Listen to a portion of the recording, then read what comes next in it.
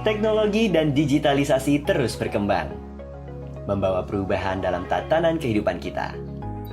Teknologi kini menjadi platform utama dalam sektor bisnis, ekonomi, hingga industri. CCIT FTUI adalah sebuah unit kerja khusus di bawah Fakultas Teknik Universitas Indonesia yang menyelenggarakan pendidikan profesional di bidang teknologi informasi dan multimedia kreatif untuk menghasilkan lulusan siap kerja yang kompeten dan bersertifikasi internasional. CCIT FTUI mempersiapkan SDM unggul yang kompeten untuk pembangunan manusia serta penguasaan ilmu pengetahuan dan teknologi menyongsong visi Indonesia Emas 2045. CCIT FTUI berhasil mendapatkan sertifikasi penjamin mutu internasional dilengkapi fasilitas belajar mengajar dan infrastruktur yang adaptif dengan era industri 4.0 dan era society 5.0. Berdiri sejak tahun 2002, CCIT FTUI secara konsisten menyelenggarakan program pendidikan profesional yang menghasilkan lulusan-lulusan kompeten dibekali sertifikasi bertaraf internasional, sehingga menciptakan lulusan yang siap bekerja di berbagai sektor industri teknologi digital. CCIT FTUI menawarkan dua pilihan program, yaitu program teknologi informasi dan program multimedia kreatif. Setiap program memiliki spesialisasi yang adaptif dengan kebutuhan industri dan pengembangan teknologi, diantaranya software engineering, cyber security, computer network, Internet of Things, data analytics, digital marketing, dan multimedia animation. Program teknologi informasi mempersiapkan lulusannya untuk bekerja di dunia IT dengan prospek karir sebagai software programmer, web developer, computer network admin, data analyst, hardware maker perangkat IoT. Program multimedia kreatif mempersiapkan lulusannya untuk bekerja di dunia digital kreatif dengan prospek karir sebagai seorang animator, pengembang konten multimedia, dan game developer. Pendidikan profesional CCIT FTUI dilaksanakan selama 2 tahun dengan pola pengajaran berorientasi 90% praktik dan 10% teori. Kurikulum selalu adaptif dengan kebutuhan industri dan disampaikan oleh tenaga pengajar yang memiliki pengalaman industri. Students CCIT FTUI dapat mengambil program S1 kerjasama dengan berbagai universitas aliansi dalam dan luar negeri. Melalui proses kuliah sambil bekerja, akan tercipta lulusan sarjana berpengalaman kerja.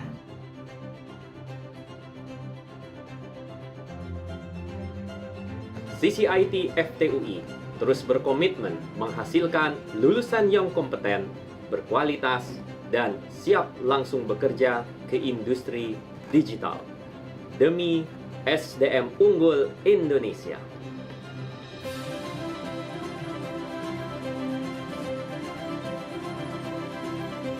CCIT FTUI Programming Future.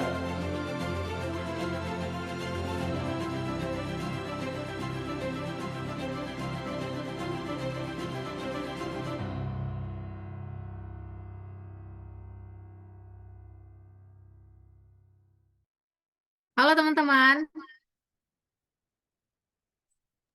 Halo.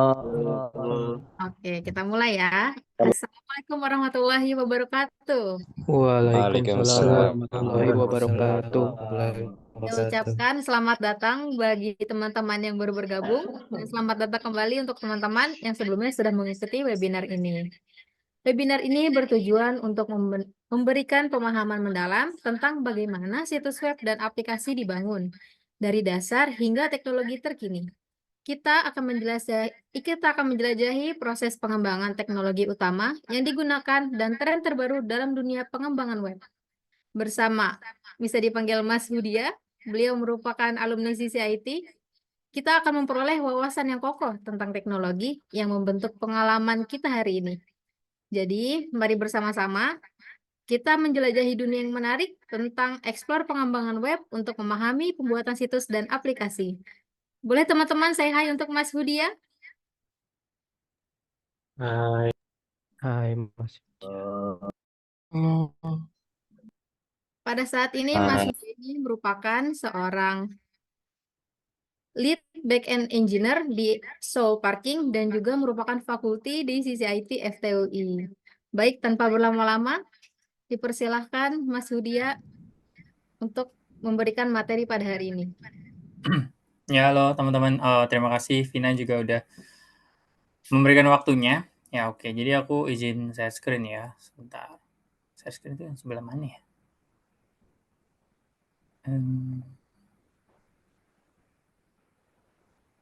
Oh, ini dia. Maaf, aku nggak biasa pakai Zoom soalnya.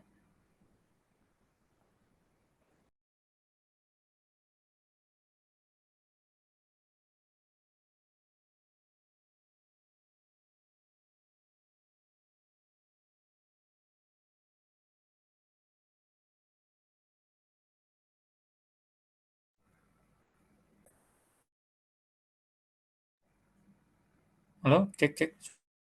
Suaraku kedengaran kan ya? Kedengaran Mas. Oke, oke. Oke, oke. Oke, terima kasih teman-teman. Ya, selamat datang ya di webinar kali ini. Oke, jadi kita akan ngobrol sesuai temanya ya. Kita akan ngobrol santuy tentang web dan hack belajar sebelum berkuliah. Karena aku dengar dari Vina bahwa audiensnya adalah calon student CCIT, jadi aku akan membawakan topik atau kontennya itu mungkin tidak akan terlalu dalam untuk ngomongin si webnya, biar teman-teman juga nanti nggak bingung dengan istilah-istilahnya. Karena kalau dibawa terlalu jauh ke dalam itu mungkin malah jadinya ngawang gitu ya. Jadi kita akan benar-benar ngomongin tentang webnya aja. Jadi kenapa bilang santuy itu karena tema dari pembicaraan kita ini adalah lebih banyak ke FGD ya, jadi kita akan ngobrol. Oke, sedikit kenalan dulu sama saya ya, saya itu pengajar di CCIT FTUI ya, jadi di sini terus saya bilang ya, tukang coding berkedok mengajar di CCIT FTUI yang saya tuh senangnya push rank-nya di gym dan workout calisthenics. Jadi semenjak setahun terakhir saya push rank di gym dan saya lebih banyak workout calisthenics ya, buat teman-teman juga yang misalnya lagi pengen coba membangun fisik ya, itu bisa sharing sama saya juga.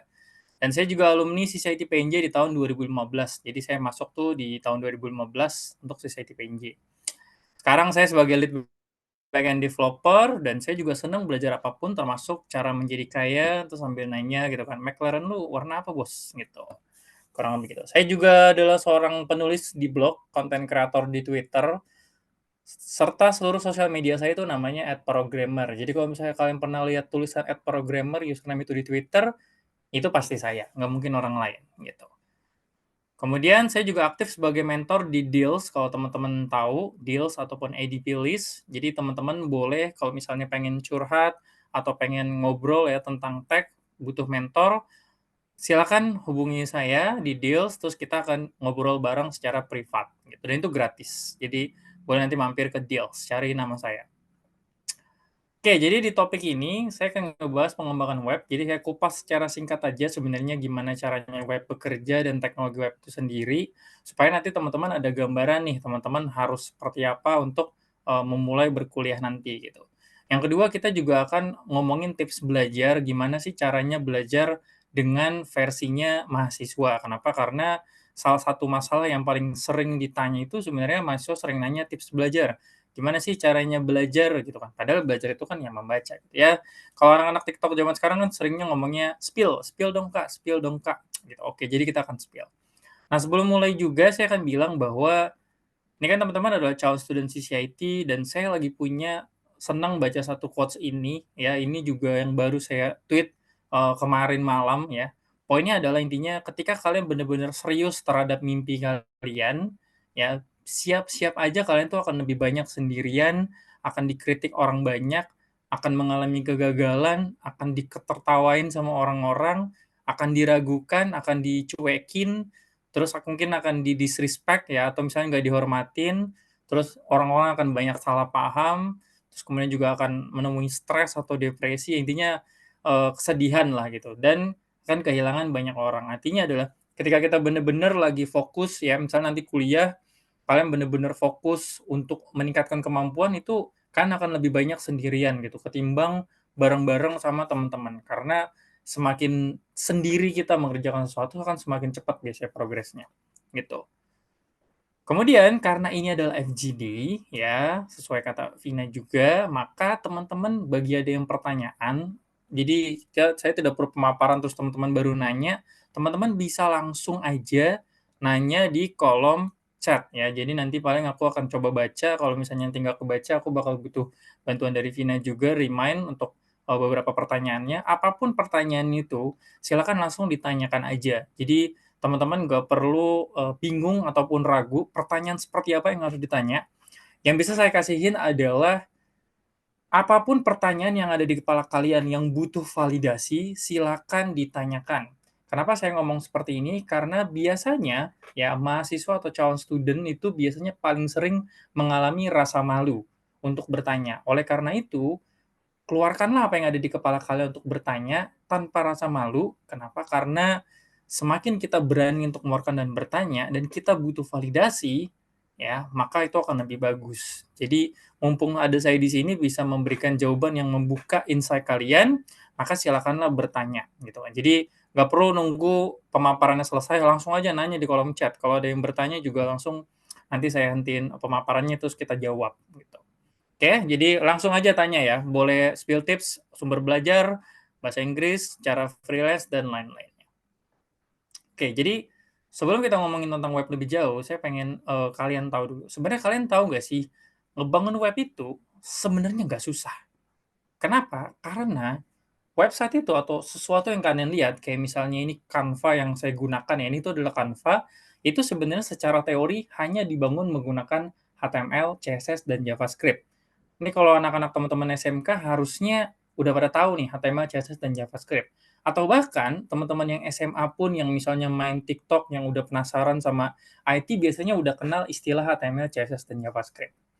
Terus kemudian ada pun logika pembangunnya itu nanti dapat dibangun menggunakan server-side programming language seperti Python, terus teknologi back-end, terus ada juga bahasa pemrograman Go, sama penyimpanan datanya itu bisa menggunakan database seperti MySQL. Dan ini juga dipelajari di sisi IT, khususnya si MySQL-nya. Gitu. Terus kemudian, kalau kita bedah lebih secara runtut ya, sebenarnya secara runtut ya hanya seperti ini, layer-layer atau kulitnya aja.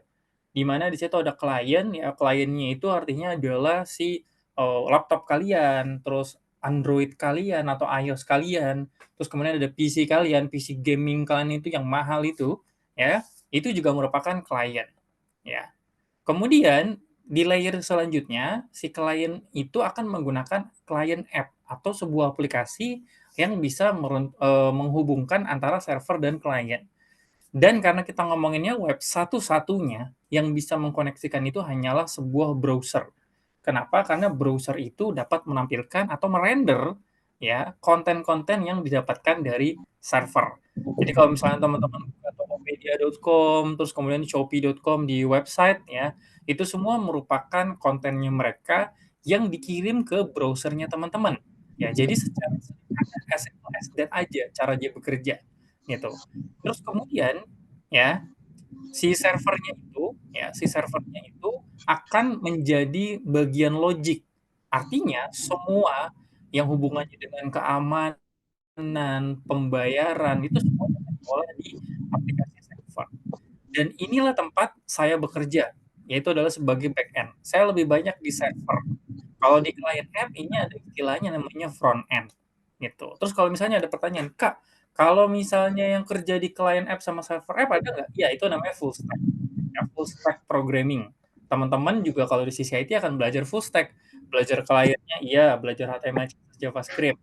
Belajar server app-nya, pakai PHP juga iya. Pakai Java juga iya. Gitu. Terus juga akan belajar database-nya. Jadi kalau orang backend itu ya akan banyak ngomongin tentang si server app sama database-nya. Kurang lebih sih gitu. Ya, jadi itu salah satu, itu adalah runtutan secara singkat sebenarnya bagaimana sebuah teknologi web bekerja. Ya, jadi nggak sesulit yang dibayangkan kok. Kenapa? Karena ya memang sesederhana ini. Tapi ketika kita ngomongin sulit, itu kan karena konteksnya itu udah besar. Ya, jadi ketika udah ngomongin aplikasinya sebesar Tokopedia gitu kan, terus kemudian aplikasinya sebesar Shopee, itu udah pasti jauh lebih besar. Tapi kalau misalnya kita asumsikan aplikasinya atau webnya itu seperti toko diamond online, nah ini yang biasa main Mobile Legends, Honor of Kings seperti saya, itu biasanya kan beli-beli diamond di toko-toko online ya. Banyak tuh ya, saya nggak perlu sebut satu persatu, tapi intinya banyak. Dan itu jauh lebih sederhana daripada si e-commerce seperti Tokopedia dan Shopee gitu. Nah, kalau kita ngomongin aplikasinya lagi atau teknologinya kita ngomong ya, sebenarnya as simple as this aja sih sebenarnya. Kenapa? Karena client app itu hanya dibangun menggunakan HTML, CSS, dan JavaScript. Jadi kalau misalnya ada pertanyaan, Kak, berarti kalau saya belajar HTML, CSS, dan JavaScript, ya, saya udah bisa jadi programmer dong? Saya akan bilang, iya udah bisa, gitu kan. Udah bisa. Tapi kalau misalnya ditanya apakah akan menjadi programmer profesional, jawabannya belum tentu, gitu. Mungkin ada pertanyaan dari Taufik, tapi saya akan jawab setelah yang slide ini ya, Taufik ya. Terus kemudian ada server app. Server app ini adalah aplikasi atau bahasa pemrograman yang mengatur logiknya, gitu. Jadi dia ini fokus ke dalam logika-logika kode.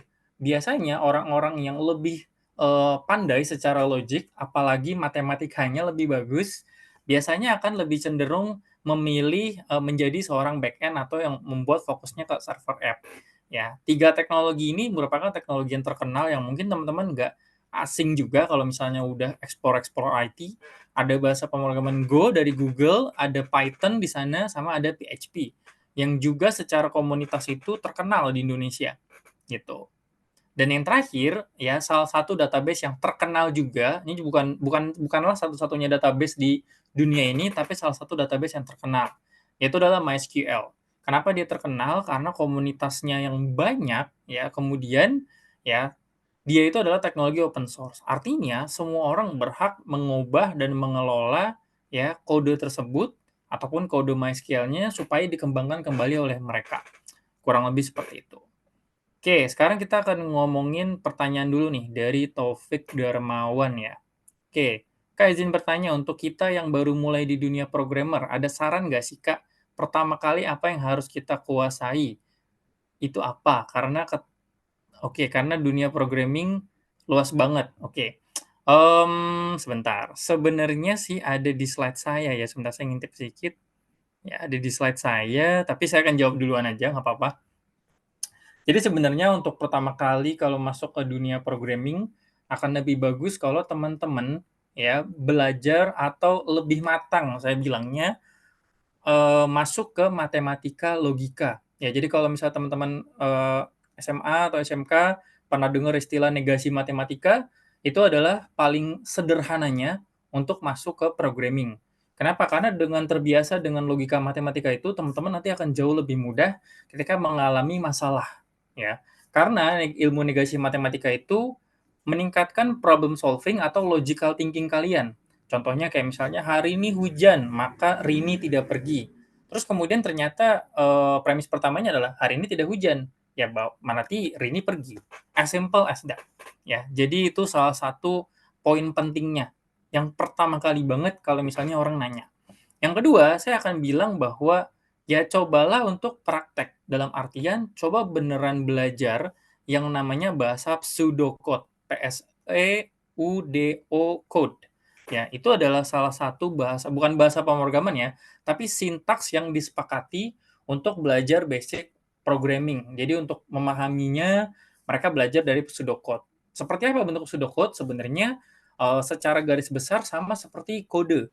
Ya, jadi artinya mereka itu benar-benar menginisiasikan variabel. Karena sebenarnya programming itu sama seperti matematika. Ketika teman-teman bilang N sama dengan 10, terus kemudian di baris kedua teman-teman bilang N sama dengan 20, maka N yang awalnya 10 itu menjadi 20. Kenapa? Karena teman-teman memberikan nilai baru terhadap N. Jadi memang secara garis besar, programming itu dekat dengan matematika. Gitu. Jadi tidak perlu merasa, aduh saya nggak suka banget matematika Kak, saya tidak suka matematika, jadi saya nggak mau coding. Jangan begitu, kita benar-benar butuh matematika di dalam kehidupan kita. Kalau ada sesuatu yang kita takuti, maka kita harus menghadapinya. Kenapa? Karena ketika kita takut dan kita tidak mau menghadapinya, di saat itulah kita tidak bisa keluar dari zona nyaman. Tapi ketika kita berani untuk menghadapi itu, kita akan menghadapi ketakutan terbesar kita dan kita akan level up gitu. Jadi itu logika sederhana yang harusnya dipegang sama teman-teman. Jangan kabur kalau misalnya ada masalah, tapi hadepin. Ya, walaupun sambil nangis. Itu kan istilah meme-nya gitu. Kurang lebih seperti itu. Semoga Taufik terjawab. Kalau misalnya ada pertanyaan lagi langsung ditanyakan aja. Dan teman-teman juga langsung bertanya aja. Oke. Selanjutnya setelah saya ngebahas soal teknologinya, ya, saya akan ngomongin satu pertanyaan. Oke, ini ada pertanyaan yang lumayan seru harusnya. Bisakah saya menjadi programmer dalam waktu 100 jam? Gitu. Ini mungkin yang ada di kepala kalian akan mulai berpikir 100 jam tuh berapa lama ya, berapa hari ya, gitu kan. Terus kemudian 100 jam tuh akan seperti apa ya belajarnya. Ya ini akan kita bahas. Jadi di sini ada cerita sedikit. Hudia adalah seorang mahasiswa baru di CCIT FTUI. Hudia merupakan lulusan SMA jurusan IPA. Jadi walaupun di sini ada jurusan IPS, ya jangan sedih juga ya. Ini analogi aja gitu kan. Terus kemudian apakah Hudia dapat menjadi programmer dalam waktu 100 jam? Itu pertanyaan pertama. Pertanyaan kedua, bagaimana Hudia dapat menempuh pembelajaran tersebut dalam 100 jam? Itu pertanyaan kedua. Nomor tiga, apakah 100 jam dapat menjamin Hudia menjadi programmer atau menjadi seorang programmer? Kira-kira kalau ada yang punya jawaban, boleh nih ditulis di kolom chat atau ya ngomong juga boleh di mic. Silakan. Coba digali aja menurut teman-teman mungkin nggak sih jadi programmer dalam waktu 100 jam? Coba langsung tulis di kolom chatnya, tinggal tulis aja mungkin, nggak mungkin, atau ya bisa aja sih gitu kan. Atau nggak mungkin juga kenapanya, silakan coba ditulis dulu. Ada yang punya pendapat? Silakan.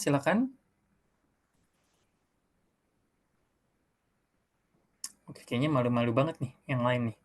Mungkin kalau serius dan intensif belajarnya, betul. Mungkin kata Dava, kata Nurfala, mungkin, tapi harus fokus banget. I think bisa aja Kak, selagi ada niat dan kerja keras aja. Bisa saja Kak, tapi belum terlalu pro. Mungkin kalau serius banget nih gitu. Bisa menjawab Kak, kalau Hudia cukup determine atas hal ini, dia bisa belajar basic sampai menengah. Mungkin kalau lebih fokus bisa memahami semuanya. Mungkin tapi belum sampai taraf pro. Oke, that's a good question. Saya apresiasi buat teman-teman. Terima kasih yang udah berkenan menjawab. Ya, teman-teman mulai mencoba membayangkan kan gitu ya. Oke, saya mungkin akan sedikit spill versi jawaban saya. Ini ada hint-nya dulu ya, sebelum saya jawab. Ya.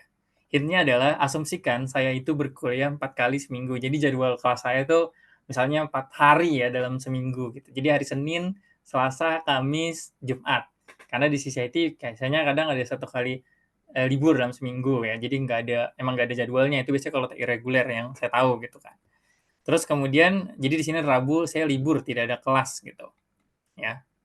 Terus kemudian nomor 2, asumsikan saya harus PP atau pulang pergi dari Kebayoran Lama dengan kereta ke kampus. Karena ini kebetulan emang rumah saya di Kebayoran Lama. Jadi kalau misalnya ada teman-teman yang, wah saya rumahnya di Kebayoran Baru Kak, kita dekat. Boleh nongkrong nggak? Ayo kita ngobrol bareng, boleh gitu kan. Tapi jajanin saya juga ya gitu kan. Jangan saya yang suruh jajanin kalian gitu. Terus nomor 3, asumsikan Hudia tidak mengikuti kegiatan di luar kampus, misalnya nongkrong, organisasi gitu, alias kupu-kupu. Kenapa sih saya bilang kupu-kupu? Karena ini kan bisa dibilang tuh kupu-kupu adalah kaum underrated. Jadi kayak kupu-kupu tuh ngerasa kayak, saya sering banget nih dihina, saya mau pulang aja, kayaknya kesannya kayak jelek banget di mata orang-orang. Padahal kan kebutuhan tiap orang beda. Saya juga setuju. Makanya saya bilang, saya asumsikan kalau diri saya adalah kupu-kupu. Yang ketiga, asumsikan Hudia adalah anak tenggo. Artinya, teng langsung go. Gitu. Jadi ketika udah waktunya pulang, udah nggak ada tuh dia hahi-hahi dulu di kelas. Dia pokoknya langsung pulang. Gitu. Pokoknya anaknya orientasinya cuma kasurnya lebih enak daripada bangku kuliah. Gitu. Asumsinya seperti itu. Oke? Jadi ini 4 asumsi yang kita akan pakai ya. Nah, kemudian kita akan ngomongin metodenya. Nah, ini adalah metode yang memungkinkan untuk dicoba. Jadi di metode pertama, belajar dimanapun, di kereta, di rumah, termasuk di kampus. Jadi memanfaatkan setiap waktu yang ada. Kalau ada pertanyaan, Pak, gimana caranya belajar di kereta? Nggak mungkin banget belajar di kereta. Loh, kata siapa? Sekarang aplikasi pembelajaran itu banyak yang bisa diinstal lewat Android. Ya, jadi kalau misalnya ada teman-teman yang bilang, saya di kereta Pak, nggak bisa saya belajar, nggak fokus. Kata siapa orang kalian aja mungkin nonton highlight sepak bola atau misalnya nonton drama Korea itu bisa di kereta gitu kan. Misalnya asumsinya rumah kalian di Bogor lah. Bogor dari stasiun UI kan butuh sekitar 30 menit, paling nggak minimal 30 menit gitu. Jadi kan harusnya 30 menit itu sebenarnya bisa dimanfaatkan kalau mau. Saya jadi pakai garis bawahnya tuh kalau mau. Kalau nggak mau juga nggak apa-apa kan. Setiap orang punya mimpinya masing-masing gitu. Jadi rata-rata yang mungkin saya bisa dapetin adalah 3 jam per hari atau 15 jam per minggu. Gitu. Metode kedua, belajarnya cukup 1 jam 1 hari, tapi fokus nih di depan laptop tanpa distraksi. Jadi benar-benar asumsinya saya pulang dari kampus, ya misalnya sekitar jam 5 atau jam 6, sampai rumah sudah jam 7, jadi sampai rumah jam 7 udah mandi, udah makan, ya anggaplah 1 jam setelah mandi makan, jam 8 saya mulai, sampai jam 9 saya belajar.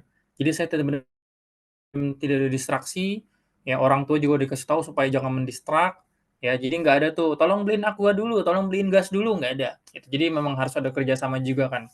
Gitu. Terus kemudian semua sosmed dimatikan, semua handphone di silent sambil dicas misalnya gitu.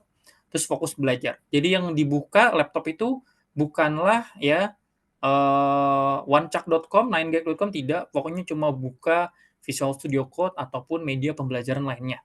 Gitu. Jadi asumsinya saya benar-benar 1 jam per hari atau 7 jam per minggu. Gitu. Metode yang terakhir adalah belajar di kala weekend.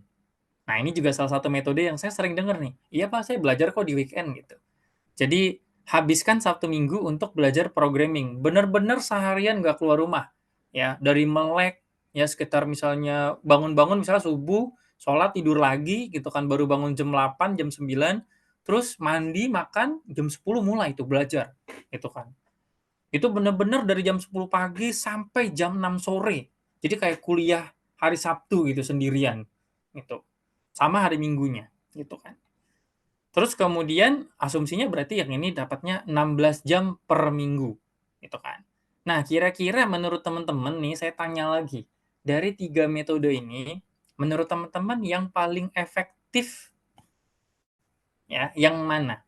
Jadi silakan pilih. Tidak ada jawaban yang paling benar, tidak ada jawaban yang paling salah. Semua ini cuma jawaban. Silakan teman-teman pilih metode 1, metode 2, atau metode 3.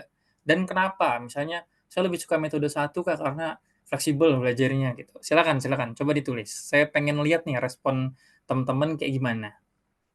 Gitu. Metode 1. Oke, 1. Oke, 1. Metode 2. Oke, nice. Metode 2. 1. Wih, nggak ada yang milih metode 3. Kelihatan banget nih, nggak ada yang mau Sabtu Minggunya di inian, di apa namanya, diganggu. Oke. Oke, ada yang milih 2 juga. Saya sangat tidak fokus, saya tenang tidak bisa fokus 1 jam full. Oke.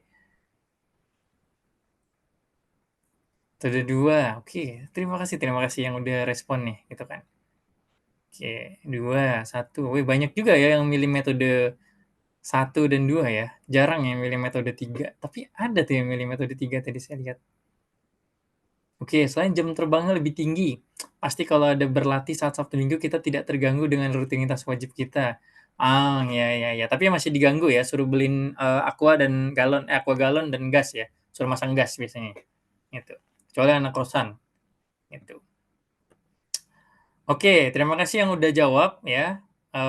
Kita akan coba lihat hasilnya. Ini hasilnya cuma perhitungan kotor aja ya, tidak ada pembuktian dan penelitian sebenarnya terkait ini. Ya. Hasilnya kalau misalnya kita tarik selama 4 bulan aja, ya benar bahwa kalau kita ngomongin yang metode 2 tadi deh, yang 1 jam 1 hari aja, ya, kita bisa menjadi programmer dalam waktu 4 bulan. Ya, jadi kalau misalnya teman-teman join di CCIT sebagai student, terus mulai perkuliahan berarti di September atau Oktober, asumsinya itu berarti di Januari tahun 2025 atau Februari itu sudah tanda kutip bisa jadi programmer, ya. Catatannya, kalimat menjadi programmer merupakan asumsi dari hal-hal dasar yang bisa dilakukan seorang programmer. Jadi tadi ada yang bilang kayak, oh iya Kak, itu sebenarnya bisa aja, tapi mungkin hal-hal basic aja gitu kan. Terus misalnya, bisa tapi belum sampai taraf pro, kata Fahrul Rabbani gitu kan. Gitu. Terus kata Abi juga malah, menurut saya nggak bisa, soalnya lama belajar Visual Studio Code gitu kan. It doesn't matter. Semua jawaban hanyalah jawaban. Jangan ngerasa bahwa jawaban saya salah dan benar. Itu semua cuma metode. Gitu. Ya, jadi kalau misalnya kita tarik garisnya aja, benar bahwa semakin banyak belajar, jam belajar, memang benar, kita akan pasti nemuin jam yang lebih tinggi. Tapi perlu diingat bahwa di bagian sebelumnya, yang nomor 2 ini, ya, saya meng-highlight ya, tentang terkait dengan fokus, ya. Di sini saya nggak ngomong fokus, di sini saya nggak ngomong fokus. Kenapa? Karena memang yang namanya fokus itu sangat-sangat susah, ya. Bahkan kalau misalnya dalam istilah psikologi, kita ada yang namanya, mindful atau pikirannya tuh penuh, gitu kan. Contoh misalnya yang paling terkenal saat ini dalam psikologi makan adalah mindful eating. Artinya teman-teman mencoba makan tanpa distraksi. Nah, ini buat biasanya yang makan siang sambil nonton replay-nya Bang Windah ini nggak bisa biasanya gitu kan. Jadi makan harus sambil nonton YouTube-nya Bang Windah, harus sambil nonton replay-nya atau misalnya live-nya para pro player Mobile Legends, itu pasti nggak akan bisa. Tapi percayalah teman-teman, ketika kita coba nerapin mindful eating, kita tuh bisa lebih makan dengan fokus. Artinya kita cuma nyuap, terus makan, terus udah diem aja. Penuhi pikiran dengan, merasakan makanannya, terus kemudian juga dengan mungkin berpikir tentang hal-hal lain gitu. Jadi mindful eating sometimes juga memang perlu diperlukan gitu. Jadi fokus itu memang sebenarnya harga yang mahal, tapi bagus kalau bisa dimiliki. Tapi kalau ada pertanyaan yang bilang, "Tapi kan susah, Kak, untuk menjadi fokus." Memang iya, untuk menjadi fokus itu susah, tapi masa iya kita nggak mau ngelatih? Sampai kapan kita memberikan excuse bahwa fokus itu susah? Apakah perlu sampai kita di titik yang udah kepepet? Nggak mungkin kan? Kita perlu melatih fokus even sejak sekarang. Walaupun itu adalah hal yang paling susah ataupun harus berdarah-darah. Apapun alasannya, ketika kalian benar-benar mau mencapai mimpi kalian, maka kan harus fokus. Contoh misalnya di sini ada yang pengen jadi pro player, pasti fokus tuh gimana caranya Mythical Glory Mythical Honor setiap season. Ada yang pengen jadi programmer, dia udah belajar programming dari sekarang. Dia tanya sama orang yang lebih ngerti, saya harus belajar apa, gitu kan. Ada yang pengennya misalnya jadi desainer, sekarang udah banyak-banyak gambar. Jadi orang-orang yang beneran serius mencapai mimpinya, itu biasanya akan lebih menemukan fokus. Kenapa? Karena mereka sadar, kalau mereka terdistraksi, ya mereka tidak akan bisa mencapai mimpinya. So, paling simpel adalah, kalau kalian merasa fokus kalian hilang, coba deh tanya diri kalian, ini sebenarnya kalian seingin itu nggak sih sama mimpi itu? Jangan-jangan mimpi itu cuma sekedar di mulut doang, "Oh ya saya pengen jadi programmer." Tapi kalian nggak fokus, mungkin bisa jadi mimpinya itu nggak serius. Gitu. Jadi coba direfleksi lagi. Gitu. Kemudian, ya setelah kita ngomongin hasilnya tadi, ya saya akan bahas detailnya.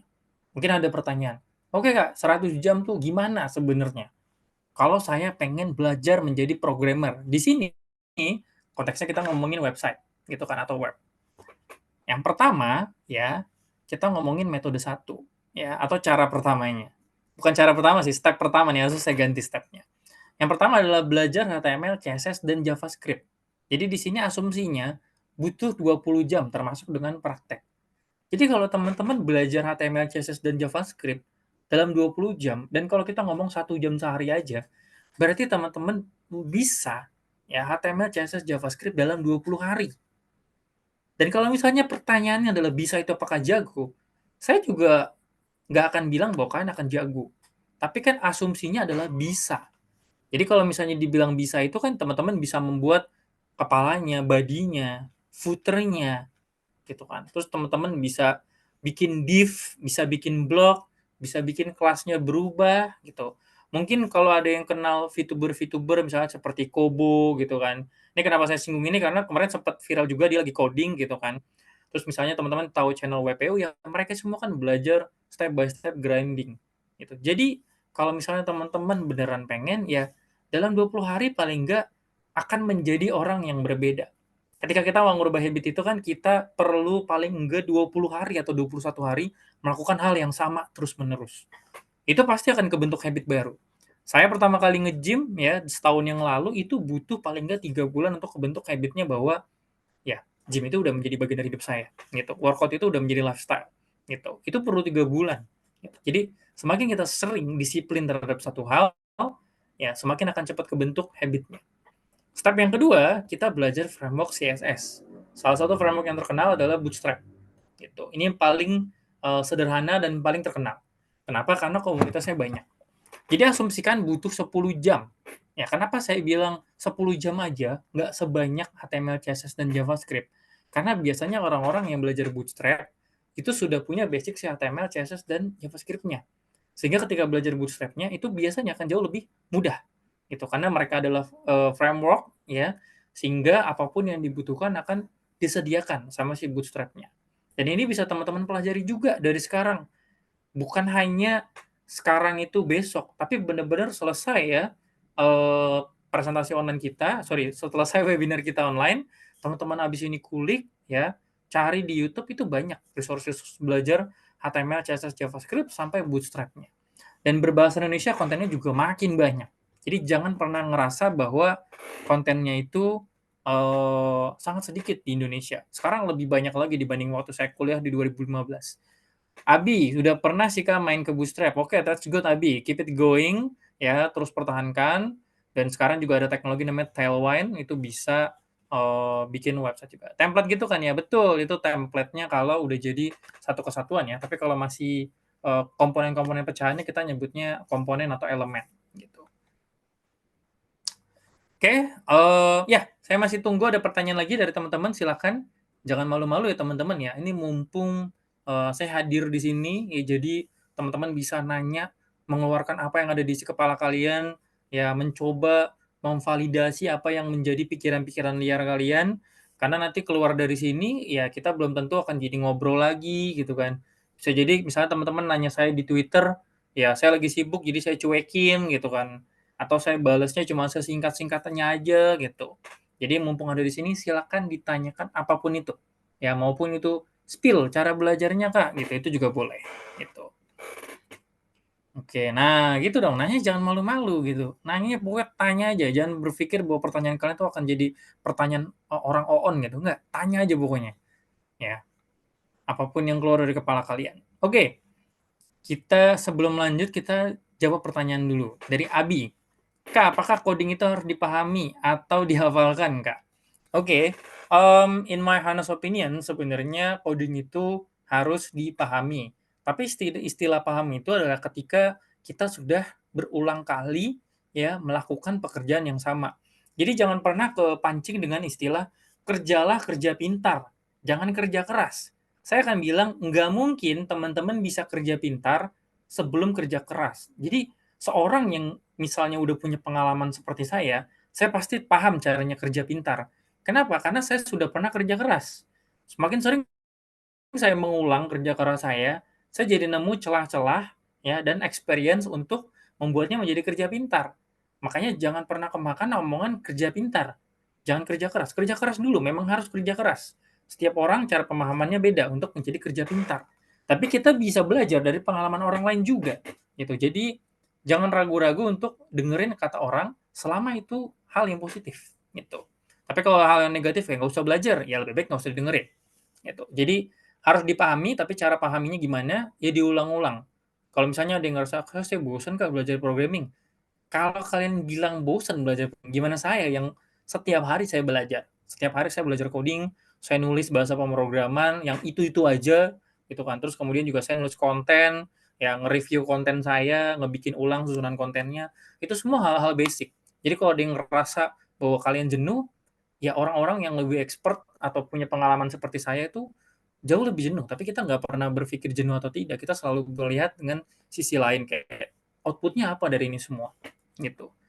Boleh spill pembagian waktu versi kakak pas waktu kuliah. Oke, sebenarnya saya adalah orang yang metode pertama sih. Jadi kenapa itu saya share juga ya karena dulu saya belajar dimanapun dalam tanda kutip ketika dosen nggak ada saya belajar. Jadi saya buka Visual Studio Code, saya buka web ya YouTube Waktu itu masih banyak orang India, terus saya kerjain di kelas, dan udah pasti. Kenapa quotes itu saya bawa tadi yang pertama, karena ya saya diketawain sama teman-teman saya. Ngapain sih lo belajar keras banget? Ngapain sih lo coding sampai segitunya? Mau nyari apa sih gitu kan? Apa mau bikin project 2 miliar gitu? Saya nggak pernah merasa sedih sih digituin. Nggak pernah ngerasa bahwa, oh teman-teman gue kok jauhin gue. Ya enggak, saya punya mimpi yang harus saya capai, saya punya keluarga yang harus saya jaga, jadi ya saya kerja keras gitu. Dan kerennya adalah, ini faktanya adalah, ketika saya sudah bisa salah satu framework namanya Laravel, di saat banyak teman-teman saya tidak bisa, pada waktu 2019 atau 2018 gitu. Saya tulis di blog saya di Medium waktu itu ternyata blog saya itu dibaca sama banyak anak CCIT PNJ angkatan saya, bahkan anak PNJ itu sendiri, bahkan anak IPB gitu. Jadi apa yang menjadi kerja keras saya selama 3 tahun sebelumnya itu terbayar gitu. Meskipun yang menikmati orang lain, tapi saya happy ngeliatnya bahwa saya bisa berdampak buat orang banyak. Meskipun orang bilang nggak ada duitnya dong. Iya, nggak semua itu harus dinilai pakai uang sih. Ya uang bisa memberikan kebahagiaan, tapi ada hal-hal yang sifatnya non material buat saya gitu. Terus kemudian untuk Haikal, untuk di dunia industri lebih banyak pakai Bootstrap atau Tailwind? Saya akan jawab teknis sedikit. Kalau teman-teman belum punya desainer atau UI UX, akan lebih bagus pakai Bootstrap karena tidak perlu berpikir tentang komponennya harus seperti apa. Tapi kalau misalnya belum ada desain kotornya atau desain rapihnya, kalau sudah ada desain rapinya, lebih baik pakai Tailwind karena lebih gampang untuk slicing-nya. Tapi kalau misalnya belum ada desain, belum ada gambaran, pakai Bootstrap aja. Itu jauh lebih cepat. Itu. Terus kemudian dari Aksa, Kak, kira-kira kalau buat kuliah sambil kerja part-time shift malam, masih cukup nggak ya buat efektif buat belajarnya? Kalau misalnya ditanya cukup atau enggak ya, Aksa, saya jujurnya nggak tahu sih, tiap keadaan orang kan beda-beda ya. Tapi saya cuma mau bilang bahwa ketika kamu mau ngelakuin sesuatu, kadang harus ada yang dikorbanin. Dalam artian, bukan jangan ngorbanin kuliahnya gitu, dan juga bukan ngorbanin part-time-nya gitu, apalagi kalau butuh gitu kan uangnya gitu. Ya kamu harus lebih pintar lagi. As example, misalnya gini ya, asumsinya gini lah. Kayak makanya kan kita ngomongin tadi 3 metode belajar gitu kan. Asumsinya bahwa kalian pulang kerja itu pulang kuliah jam 5 atau jam 3 misalnya udah selesai. Terus kan harus kerja sampai jam 9, jam 10 malam lah gitu kan. Terus kemudian harus tanda kutip sampai rumah jam 11. Ya bener-bener sedisiplin itu, waktunya tuh jangan lewat even untuk scroll sosmed, manfaatin waktu yang tersisa sebelum jam 12 terus belajar. Sedapatnya apapun itu belajar. Walaupun kamu cuma mau nulis sedikit di buku, oh ini gini ya cara bikin kondisi. Manfaatin waktu untuk belajar pokoknya. Jadi kalau ditanya efektif atau enggak, saya nggak tahu strateginya seperti apa dan kondisinya seperti apa. Tapi saya cuma bisa bilang bahwa ketika kamu benar-benar disiplin untuk melakukan sesuatu, pasti ada aja celahnya untuk melakukan sesuatu juga. Gitu. Oke, Ahmad Rizky, JavaScript itu bisa dijelasin. Oh, mungkin mau nanya JavaScript itu apa ya? JavaScript itu sebenarnya adalah ya bisa dibilang itu sebuah, bukan library juga sih, bahasa yang mengatur bagaimana sebuah web bekerja. Contohnya misalnya gini, kalau misalnya HTML adalah tulangnya, terus kemudian CSS adalah kulitnya, ya misalnya ini kulitnya seperti ini ya, seperti muka saya, maka JavaScript itu adalah ototnya. Artinya dia yang bisa menggerakkan tangan saya, terus kemudian bisa ngedipin mata, terus bisa bergeleng-geleng seperti ini, itu adalah JavaScript. Jadi dia menggerakkan seluruh komponen yang ada di dalam website. Gitu. Jadi kalau misalnya Ahmad Rizky pernah buka atau teman-teman yang lain pernah buka website, terus ada pop-up, klik gitu kan. Itu adalah pekerjaan JavaScript. Ya, jadi sesederhana itu pengertian JavaScript. JavaScript yang akan mengatur bagaimana caranya web ditampilkan. Dalam artian adalah behavior atau perilaku websitenya. Oh, dari sini nanti pop-up-nya akan muncul. Kalau saya klik ya, dia akan nutup. Itu adalah kerjaannya JavaScript. Gitu. Oke, terus kemudian Aziz, Kak, apakah kita punya kesempatan bekerja di luar negeri setelah lulus dari CCIT F2? Ya tentu aja gitu kan. Kenapa nggak ada alumni-alumni CCIT yang kerja di luar negeri juga kok. Tapi pertanyaannya adalah kalau misalnya kalian bilang kesempatan, sudah seberapa jago kalian gitu. Jadi kalau ngomongin kesempatan itu balik lagi ke kemampuan. Kita selalu punya kesempatan, tapi jangan-jangan ketika kesempatan itu datang kita nggak siap gitu. Jadi tiba-tiba ada tawaran kerja di luar negeri, tapi teman-teman belum memenuhi atau mempunyai skill yang dibutuhkan. Berarti kesempatannya sia-sia dong, sayang banget kan? Maka sebelum kesempatan itu datang, siapkan diri kalian dengan versi terbaik kalian. Jadi jangan pernah bilang, saya mah nunggu kesempatan aja.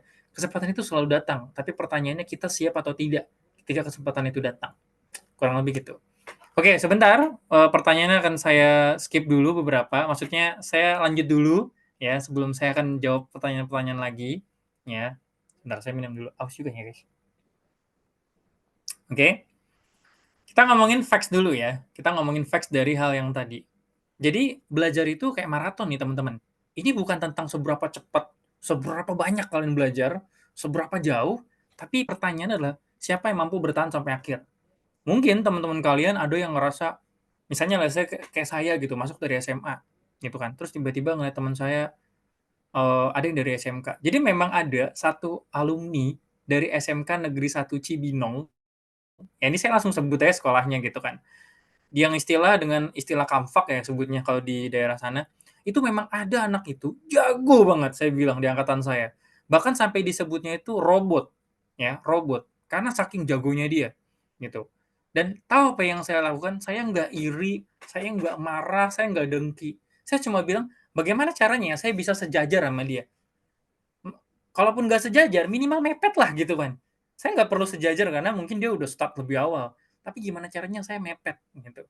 Mepetnya walaupun dia misalnya 100, saya 60 juga saya anggap mepet gitu. Tapi intinya saya mencoba mepet dengan kemampuan saya dan dia. Akhirnya saya belajar lebih banyak, grinding setiap hari. Ya, apalagi waktu itu saya juga ikut salah satu UKM di CCIT, komunitas Android. Saya belajar lebih banyak lagi dari mentor, dari alumni, dari dosennya juga di CCIT FTUI gitu. Saya ikut komunitas di luar gitu kan. Akhirnya sampai di titik saya mau lulus, saya walaupun tahu saya belum sejajar sama anak ini, tapi saya ngerasa bahwa kalau saya diajak ngobrol dia, saya nggak kosong kepala saya. Itu udah satu pencapaian akhirnya saya bilang, oh ternyata saya bisa ya mengimbangi minimal mepet lah sama anak ini gitu kan. Itu yang saya alami 2 tahun setelah saya benar-benar grinding fokus. Jadi kalau misalnya dia lagi bilang, "Oh ya gue lagi menghadapi ini," saya ngerasa kayak, "Oke, gue tahu sih ini." Meskipun, nggak tahu-tahu banget sih kayak yang dia tahu gitu. Itu adalah satu, apresiasi dan kebanggaan saya bahwa ternyata anak yang paling pintar saya bisa kejar, meskipun tidak setara, gitu. Jadi kadang kita lupa bahwa teman-teman, kita ngerasa bahwa kita nggak mencapai achievement, tapi kita lupa bahwa kita tuh sebenarnya udah jauh loh jalannya loh. Itu kita harus self apresiasi buat diri kita. Terus kemudian, mahasiswa seringkali semangat belajarnya di awal, tapi nggak bisa maintain konsistensi sehingga tidak mencapai hasil yang maksimal. Ya memang konsisten itu susah, saya tahu, gitu kan. Semua orang yang selalu komplain ke saya bahwa, "Pak, jadi konsisten itu susah." Memang susah gitu. Tapi pertanyaannya balik lagi, kalian beneran mau atau enggak? Jangan-jangan cuma mimpinya doang. Pengen punya gaji 2 digit, kayak saya. Pengen gajinya atau pengen kerjaannya bisa double kayak saya. Terus kemudian pengen misalnya punya komunitas atau dikenal sama orang, kayak saya misalnya di Twitter. Nah, untuk mencapai di titik itu saja, perjuangannya tuh perlu benar-benar berdarah-darah. Pertanyaannya, siap atau enggak? Gitu kan. Jangan maunya ke level yang enaknya aja, tapi nggak enaknya nggak mau dilewatin. Itu kan logis. Kalau kita pengen mencapai sesuatu yang enak, kita harus mencapai nggak enaknya dulu. Nggak bisa kita langsung enak. Kenapa? Karena kalau kita langsung enak, itu akan melahirkan ego. Tapi kalau misalnya kita belajar dari hal-hal yang tidak enak, itu akan menghasilkan karakter. Gitu. Jadi kita harus membentuk karakternya daripada egonya. Gitu. Yang kedua, belajar itu sama seperti workout. Dan ini mungkin yang udah bosen kalau misalnya teman-teman nge-follow saya di sosmed, kerjaan saya itu sekarang nge-share tentang kesehatan dan konten workout terus gitu. Kenapa? Karena saya menemukan bahwa belajar itu sama kayak workout. Kalau kita nge-gym, ya kita nggak akan ngelihat hasilnya dalam waktu 1 minggu, 4 minggu, bahkan 18 minggu. Jadi 18 minggu itu sekitar 4 bulan lebih. Itu belum tentu kelihatan. Tapi ketika udah 36 minggu, ya sekitar 8 bulan, terus kemudian sekitar 1 tahun, itu baru kelihatan tuh hasilnya tuh. Jadi baru kelihatan, bukan kelihatan, baru kelihatan. Tapi harusnya di titik itu, teman-teman tuh udah ngerasa yang, wah gila sih, ini kalau gue di-compare sama 1 tahun yang lalu, 1 tahun yang lalu gue nggak mungkin begini sih. Itu adalah satu titik yang teman-teman tuh artinya berprogres. kita kadang lupa bahwa kita tuh sebenarnya naiknya itu pelan-pelan. Kita tuh maunya tuh naiknya tuh cepet. Padahal tidak pernah ada namanya kenaikan instan. Yang namanya naik tuh pasti pelan-pelan. Ya, teman-teman nggak bisa langsung loncat 5 anak tangga. Pasti capek. Tapi kalau teman-teman naik satu, itu pasti akan mencapai di lantai ataupun titik yang teman-teman mau. Jadi, once again saya akan bilang, jangan memperbesar ego, tapi bangunlah karakter. Dengan cara apa? Disiplin. Dan kalau misalnya ada orang yang bilang, kakak gimana caranya disiplin? Saya itu dulu kalau misalnya zaman ngaji di tahun 2005 ya, saya ngaji itu masih zaman-zamannya SD. Saya itu walaupun saya males, ya saya tahu nih ngaji membosankan gitu kan. Saya mendingan nonton Naruto pada waktu itu sore-sore, ya. Saya tetap datang ke pengajian gitu, tetap ngaji gitu kan. Itu namanya disiplin. Ketika kalian tidak suka melakukan sesuatu tapi kalian tetap lakukan, itu namanya disiplin. Gitu. Itu yang namanya disiplin dan membangun karakter. Gitu. Jadi saya cukup mengingat lagi, lah kalau dulu saya aja bisa mampu sekecil itu, masa sudah segede gini nggak mampu? Cupu banget kan kasarnya gitu. Jadi kalian baru ngerasain 1 tahun. Oke, sebelum kita lanjut, saya akan balik ke pertanyaan lagi. Kalau ada pertanyaan silakan.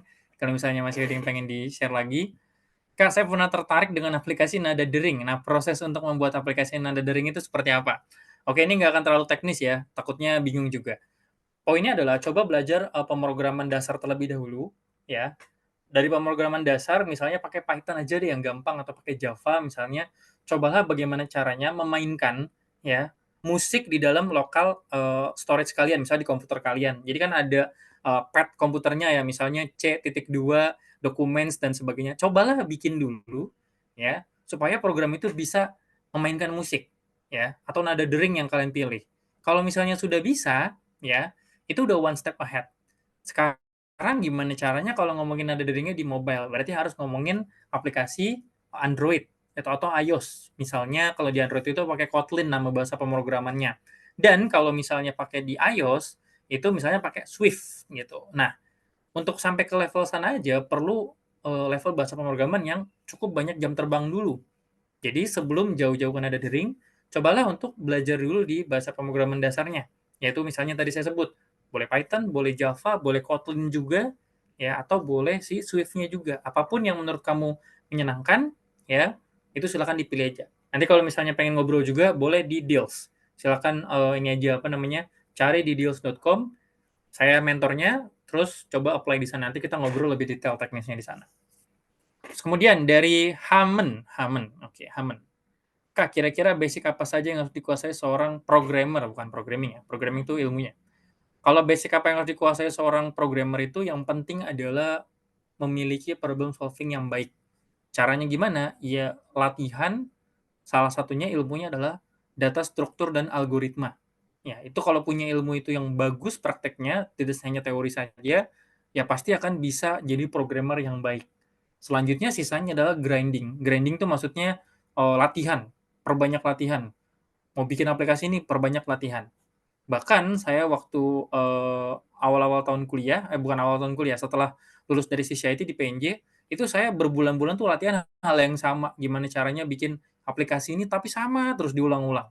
Mungkin orang bilang, bosen Kak, memang bosen, tapi saya sampai di titik yang saya bisa bikin hal yang sama, biasanya 2 jam, saya cuma bisa bikin 15 menit, langsung jadi. Saking saya terbiasanya, gitu. Oke, next-nya kita akan ngomongin two fun facts. Two fun, two facts ya. Oke, nanti Kazim saya jawab ya setelah kita ngomongin ini. Jadi kita akan ngomongin two fun, two facts. Di sini ada dua fakta dan dua hal yang menyenangkan atau lucu menurut saya. Gitu. Kita ngomong dari yang pertama dulu. Ini adalah fun-nya. Mahasiswa banyak berpikir tentang susah atau mudahnya sebuah materi. Padahal harusnya fokus ke coping mechanism. Ini paling sering saya dengar dari mahasiswa, Pak, saya tuh nggak bisa belajar materinya, susah. Lah, gampangnya atau secara teori atau secara logisnya, di mana-mana, pertama kali kita melakukan sesuatu itu pasti susah. Jadi cobalah daripada berpikir susah atau mudahnya, cobalah berpikir gimana caranya saya belajarnya pelan-pelan. Ya. Jadi kalau misalnya ada pertanyaan, gimana caranya saya makan kue tar segede gini? Nggak mungkin masuk ke mulut kalian secara sekaligus. Pasti logika yang jalan di kepala kalian, saya potong aja sedikit dulu, gitu kan. Terus kita misalnya ngomongin makanan lagi. Nggak mungkin ya, seorang YouTuber mukbang yang terkenal itu makan mie 5 piring langsung masuk ke mulut semua. Nggak mungkin juga. pasti dia makannya dikit-dikit, cuman cepet, ya. Jadi kalau misalnya pertanyaan adalah, saya susah Kak belajar programming, ya jangan makan sekaligus, pelan-pelan makannya gitu kan. Kalau misalnya masih belum ngerti, diulang lagi gitu. Karena yang saya sering lihat adalah mahasiswa itu pada nggak mau ngulang. Padahal orang-orang yang udah expert itu selalu mengulang hal yang sama. Gitu. Jadi jangan pernah bosan mengulang, teman-teman. Gitu. Terus yang kedua, nah ini dia, ada penelitiannya. Ya, jadi kalau misalnya ada yang marah sama saya, silakan calain penelitiannya. Game online dan sosial media adalah distraksi yang berkaitan dengan turunnya nilai mahasiswa. Ini berdasarkan penelitian The Influence of Technology on Academic Distraction. Jadi review dari penulisnya Alexander D. Jonter tahun 2020. Jadi kalau misalnya ada teman-teman yang di sini misalnya as example ya, bangga sebagai seorang yang memiliki mythical honor di Mobile Legends atau misalnya udah level platinum kalau di Honor of Kings. Kebetulan saya belum di level platinum kalau di Honor of Kings. Terus misalnya bangga gitu kan, "Oh, gue mah Mythical Glory atau Mythical Honor, lu mah apa?" gitu kan. Pertanyaan saya sederhana, emang kalau udah bangga gitu apa yang akan berubah dalam hidup kalian? Tidak ada, kecuali kalian penjoki, punya uang gitu kan dari menjoki. Tapi kalau misalnya hanya untuk kesenangan, ya udah, itu akan berlalu gitu aja. Nggak akan menjadi sebuah kebanggaan yang selalu akan dibawa dan dikenang orang-orang. Tapi imagine kalau kalian ngebuat ya sesuatu yang akan bermanfaat gitu. Misalnya kalian bikin satu panduan atau bikin program gimana caranya tahu kalau misalnya musuh ngeluarin hero ini, rekomendasi yang harus melawan pada meta ini apa. Akan jauh lebih menarik, ya kan? Daripada cuma ngomongin main Mobile Legends-nya aja. Kenapa kalian nggak bikin program web sederhana? Kalau musuh keluar hero ini akan lebih bagus, counternya ini. Kasih tahu bahkan alasannya. Oh, karena kalau misalnya Masya Romer bagusnya counternya pakai siapa? Hilda gitu kan, karena kuat juga gitu kan. Terus kemudian romernya apa dan sebagainya. Itu akan jauh lebih bermanfaat. Jadi cobalah melihat dari sudut pandang yang lain gitu daripada hanya menjadi orang yang kamat gitu. Dan once again bahwa habiskan waktu di sosial media juga nggak digunanya. Kalian scroll lama-lama di Twitter, di TikTok, ya itu hanya akan mendistraksi kalian banyak-banyak. Dan saya nggak bilang bahwa kalian harus nggak boleh main TikTok dan main game. Nggak, itu silakan aja. Saya juga main game beneran dah. Saya main Football Manager 2024 gitu kan. Saya main Beat Life. Tapi perbedaannya saya bisa diatur. Saya paling sehari itu 1 jam main game. Kalau kalian main gamenya bisa 8 jam sehari, ya itu perlu dibayangkan kalau 8 jam itu diganti dengan 7 jam ya belajar. Itu pasti akan jauh lebih efektif. Gitu. Nah, ini juga fakta, konten Learn Coding Official naik 2000%, dari 9 juta views ke 189 juta views sejak tahun 2021. Ini sumbernya Social Blade. Artinya, ada ketertarikan orang belajar coding dari tahun 2021 sampai sekarang. Ya, dari 9 juta ke 189 juta. Artinya kenaikan itu sangat signifikan. Artinya apa? Bukannya codingnya makin menarik, tapi persaingannya makin ketat. Artinya, kalau kalian masih menggunakan semangat yang sama sampai pada detik ini, siap-siaplah bahwa kalian akan kalah dengan orang yang punya semangat yang lebih tinggi. Dan ketika kalian kalah, ya maka jangan pernah salahin siapapun. Soalnya adalah tidak mulai awal.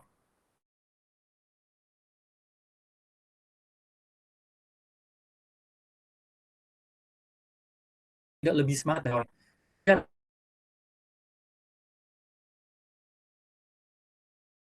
generasi emas 2045 kita harus lebih yang ya facts and fun-nya.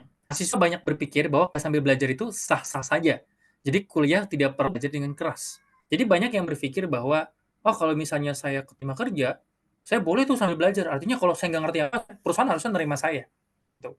Sekarang kalau logikanya dibalik, kalian sebagai pebisnis, memilih orang yang seperti itu, atau memilih orang yang beneran punya kemampuan. Pasti logikanya, nggak mungkin kalian milih orang yang tanda kutip tidak punya kemampuan dan baru mau belajar. Pas kalian pengennya punya tenaga kerja yang sudah punya, karena itu adalah naluri manusia. Jadi kalau kalian aja sebagai pebisnis maunya seperti itu, maka orang lain juga sama. Gitu. Dan jangan menyalahkan orang lainnya. Kalau memang kalian tidak masuk levelnya, daripada nyalain levelnya yang terlalu tinggi, cobalah untuk naik levelnya. Menyamakan dengan kebutuhan yang ada di market, yang ada di pasaran. Gitu. Jadi logikanya jangan kebalik-balik nih. jangan nyalahin.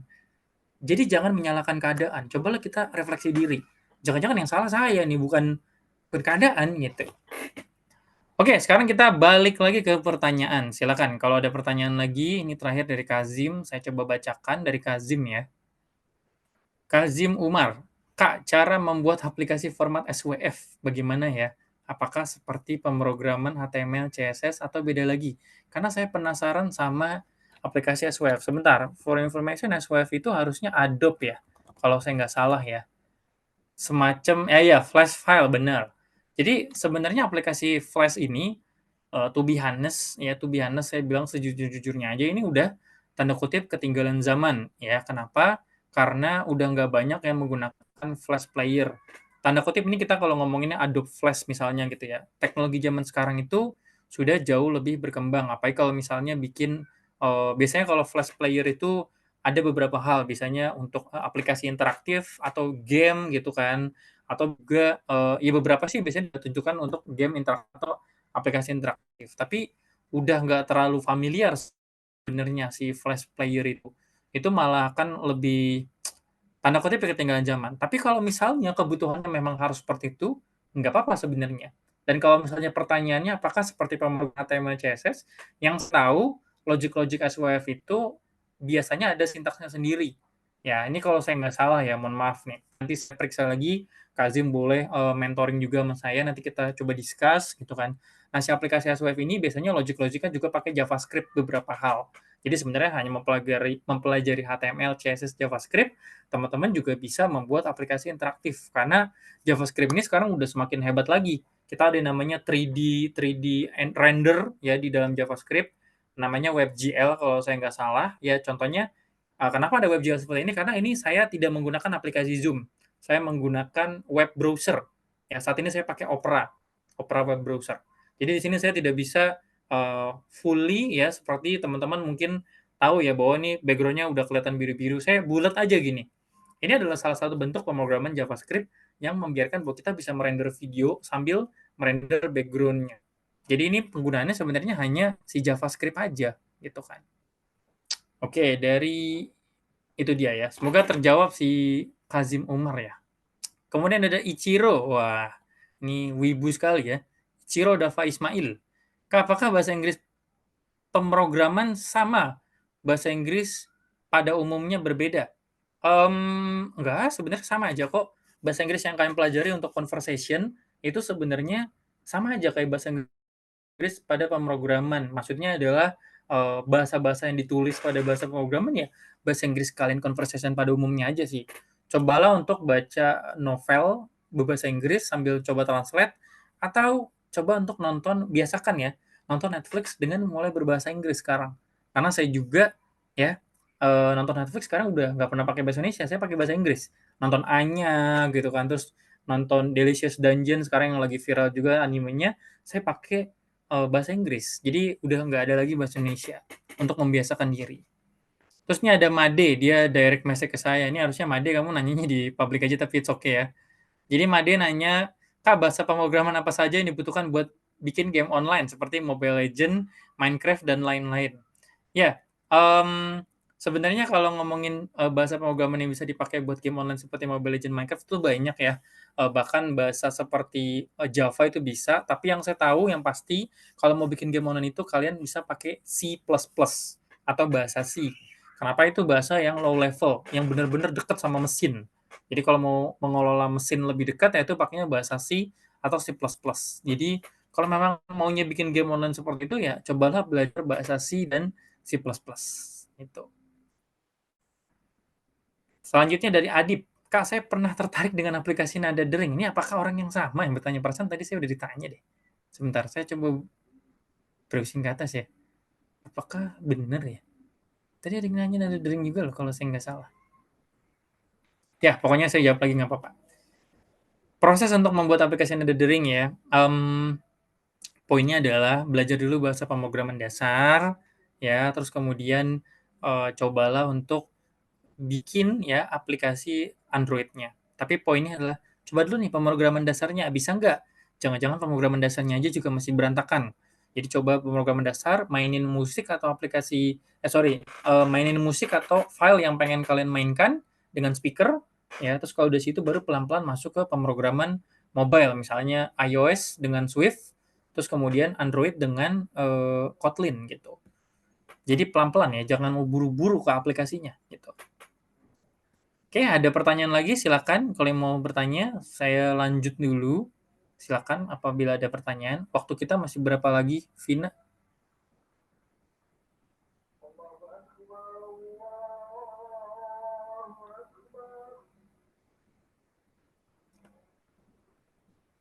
Oke, mungkin Vina lagi sibuk. Saya coba lanjut lagi ya. Oke, ini dia ya. Jadi apa yang bisa kamu lakukan sebelum mulai study di kuliah gitu? Ya. Jadi apa sih yang harus bisa kalian lakukan untuk study di kuliah? Yang pertama, cobalah belajar lebih banyak menulis daripada sekedar membaca gitu. Jadi cobalah lebih banyak menulis, artinya karena kalau misalnya menulis itu kalian tuh menuangkan hasil pembacaan kalian. Kalau menulis, kalian bisa belajar 2 kali lebih cepat. Cobalah kalian bisa belajar nih, baca satu materi. Misalnya kalian belajar HTML, CSS, JavaScript seperti yang tadi bilang. Setelah kalian belajar HTML, kalian tulis ulang. Mau itu tulisannya secara online, misalnya pakai Notion, pakai Evernote, pakai Google Docs, terserah kalian tulis ulang. Oh, cara membuat HTML dasar seperti ini ya. Kenapa saya butuh tag HTML? Karena memang dari sana aturannya misalnya gitu. Kenapa saya butuh body? Karena body itu untuk menyimpan atau elemen yang ditampilkan. Jadi kalian harus nulis ulang. Dengan cara menulis ulang itu, kalian akan belajar lebih banyak daripada cuma baca terus, oh ya, ya. Saya yakin kalau kita misalnya cara belajarnya kayak gitu, paling lambat minggu depan udah hilang. Gitu. Karena kenapa? Kita tidak mengulang lagi. Praktek itu tidak sama dengan menulis. Tapi menjelaskan kembali hasil praktek kalian itu sama dengan menulis. Jadi walaupun kalian udah praktek, coba ditulis kembali, dijelasin lagi. Oh, kenapa saya butuh ini? Karena begini. Kenapa saya harus ini? Karena begini. Jangan coba-coba untuk praktek doang tanpa menulis. Karena praktek doang tanpa menulis lagi-lagi tidak akan menghasilkan ya pembelajaran yang efektif. Kurang lebih seperti itu. Terus nomor 2, membangun habit yang positif seperti menghindari begadang nih saya bilang. Lebih banyak berolahraga dan membaca serta mengurangi distraksi yang tidak penting. Jadi kalau misalnya teman-teman sekarang ya masih suka pada begadang, tidurnya baru pada jam 3, jam 4 gitu kan. Terus kemudian olahraganya jelek ya, tidak pernah olahraga, bahkan seminggu sekali aja tidak pernah olahraga. Maka habit-habit seperti itu harus mulai dirubah mumpung ada waktunya. Artinya sebelum kalian berkuliah. Karena sekarang kalau misalnya kalian ngebentuk dari sekarang, berarti kan nanti pas kuliah udah kebentuk. Jadi tidak perlu ngebentuk lagi dari awal. Kalau kalian membentuknya nanti, itu berdarah-darahnya akan lebih banyak. Karena kalian harus menyesuaikan dengan berbagai hal. Nanti ada project pertamanya shock, culture shock banget ketika kuliah. Jadi sebelum itu terjadi, saya memberikan wejangan untuk bersiap. Jadi cobalah untuk hindari begadang. Tidur jam 10, jam 11, paling lambat jam 12, bangun jam 5, jam 6, sholat, jangan lupa gitu kan. Terus kemudian olahraga, jangan lupa. Meskipun olahraganya hanya jalan kaki saja. Tidak perlu angkat beban seperti saya. Tidak perlu ke gym, apalagi kalau misalnya nggak punya uangnya. Cukup jalan kaki saja, 30 menit sampai 60 menit keliling rumah kalian. Ya, itu juga udah bisa menghasilkan ya banyak perubahan di dalam diri kalian, terutama daerah fisik gitu. Terakhir, membiasakan membaca terutama informasi yang bersifat pengembangan diri. Kenapa saya ngomong kayak gitu? Karena biasanya ada beberapa orang yang ngerasa, saya rajin baca novel kok Kak. Ya, tapi novel itu fiksi. Ya, novel itu fiksi itu lebih banyak mengentertain. Ya, kalau kalian benar-benar mau meningkatkan ilmu kalian, ya harus belajar lebih banyak yang tentang self development, misalnya cara mengurangi distraksi, terus kemudian cara menjadi orang yang bodoh amat, itu kan salah satu bentuk self development. Jadi cobalah untuk lebih banyak belajar atau membaca sesuatu yang sifatnya itu self development. ya. Dan biasakan bahwa jangan apa-apa maunya menonton, karena menonton dan membaca itu dua hal yang berbeda. Walaupun misalnya ada counter, tapi saya udah nonton Kak, saya udah nonton misalnya cara menjadi gini gitu. Nggak, kalau bisa baca, karena membaca itu akan jauh lebih bagus stimulus otak kalian untuk berimajinasi ketimbang kalian menonton gitu. Jadi menonton itu tidak sama dengan membaca. Gitu. Kemudian ya saya akan coba jawab dulu untuk pertanyaan yang terlewat. Dari Rajan, Kak, untuk yang belum pernah belajar programmer, apakah harus belajar kursus agar tidak ketinggalan nanti di kelas? Saya bilang kalau misalnya memang pengen, jadi gini teman-teman ya, ada orang yang tipikal belajarnya itu mampu otodidak seperti saya, ya itu juga sebenarnya dimampu-mampuin sih karena saya juga nggak punya duit waktu itu buat kursus. Jadi kalau misalnya kalian memang merasa kemampuan ekonominya tidak sanggup untuk menyewa tutor ya, ataupun orang yang perlu mengajarkan privat, maka ya terima apapun segalanya dan berjuang lebih banyak. Gitu. Tapi kalau misalnya memang ekonominya ada, rezekinya ada dari orang tua, terus kayaknya kita butuh guru deh, ya silakan. Sewa guru private, terus kemudian ajarin supaya lebih optimal. Tapi kalau misalnya dijawabkan, apakah harus? Saya akan bilang tidak. Daripada belajar kursus, cobalah masuk ke komunitas. Artinya kan komunitas banyak kayak di internet ya, terutama di Discord ya. Di Discord tuh banyak tuh wibu-wibu programmer yang sebenarnya pada jago-jago. Ya, jadi mereka bukan cuma wibu, tapi mereka juga programmer, dan itu pada jago-jago. Kalian boleh tanya ke mereka, kalian boleh curhat juga, jadi temenan. Dan jangan so eksklusif gitu. Nggak mau saya temenan sama wibu gitu kan. Lah, jangan begitu, kalian butuh ilmunya. Biarin aja, temenan mau sama siapa aja, mau sama wibu, mau sama K-popers gitu kan misalnya. Kita butuh ilmunya. Jangan sok-sok jadi orang yang eksklusif. Kalau kita masih butuh. Gitu. Jadi ikutlah komunitas ya, di CCIT juga ada komunitas Android, dan perbanyaklah bertanya. Jadi kan saya udah bilang ya, kalian tuh perbanyak nanya supaya kalian tuh nggak di kepala kalian doang gitu. Apalagi nanyanya sama orang yang beneran punya pengalaman. Karena kalau kalian nanyanya sama orang yang beneran punya pengalaman, orang tersebut bisa menjawab ya, bisa sharing atau bisa membuka ya sudut pandang yang ternyata selama ini kalian nggak lihat. Sebagai contoh ya, saya ada salah satu engineer saya di kantor, itu junior, jadi masih baru gitu ya. Itu selalu menemui kegagalan. Ya, artinya kalau misalnya cara ini mentok, dia nggak pernah mencoba mencari dengan cara lain. Akhirnya setiap saya melakukan discuss sama dia, saya bilang bahwa coba deh ngelihatnya jangan dari satu sisi, coba ngelakuinnya pakai cara ini. Karena cara yang lain bisa jadi ujung-ujungnya ketemunya sama. Dan itu sebenarnya yang sering kita tidak sadar. Itu adalah blind spot kan, atau titik buta. Kita nggak sadar bahwa bener juga ya sebenarnya ada cara lain ya. Itu kan. Gimana cara kita tahu? Ya salah satunya adalah diskusi, ngobrol atau nanya. Itu. Jadi biasakanlah banyak bertanya teman-teman ya, termasuk juga dengan di kuliah nanti, ketika kalian nanti masuk CCIT, itu jangan ragu buat nanya sama dosennya. Dan jangan pedulikan teman kalian yang bilang, caper sama dosennya. Jangan dipedulin semua. Pokoknya tanya. Kalian tuh sudah menjadi mahasiswa CCIT, kalian punya hak untuk bertanya, maka tanya. Kalau misalnya dosen kalian belum bisa menjawab, ya berikan dia waktu. Atau kalau ketemu saya di kampus, ya biasanya saya ada di hari Jumat, ya spesial khusus hari Jumat adalah hari saya datang ke kampus. Kalian tanya, datang ke meja saya, Pak, saya mau nanya dong. Saya ada masalah ini. Saya pasti akan bersedia menjawab. Saya jamin. Jadi silakan datang ke kampus hari Jumat, ketemu saya, nanti saya jawab pertanyaan-pertanyaan kalian. Itu kan yang penting jangan malu-malu kalau nanya saya. Jadi kalau nanti udah di kampus, udah di CCIT, silakan tanya ke saya. Jangan malu-malu. Saya pasti jawab. Saya orangnya kelihatannya doang galak, tapi sebenarnya baik kok gitu kan. Oke, ada pertanyaan lagi dari teman-teman, silakan ya. Ini ada slide mau menuju akhir ini gitu. Jadi saya persilakan lagi buat teman-teman bagi ada yang mau nanya.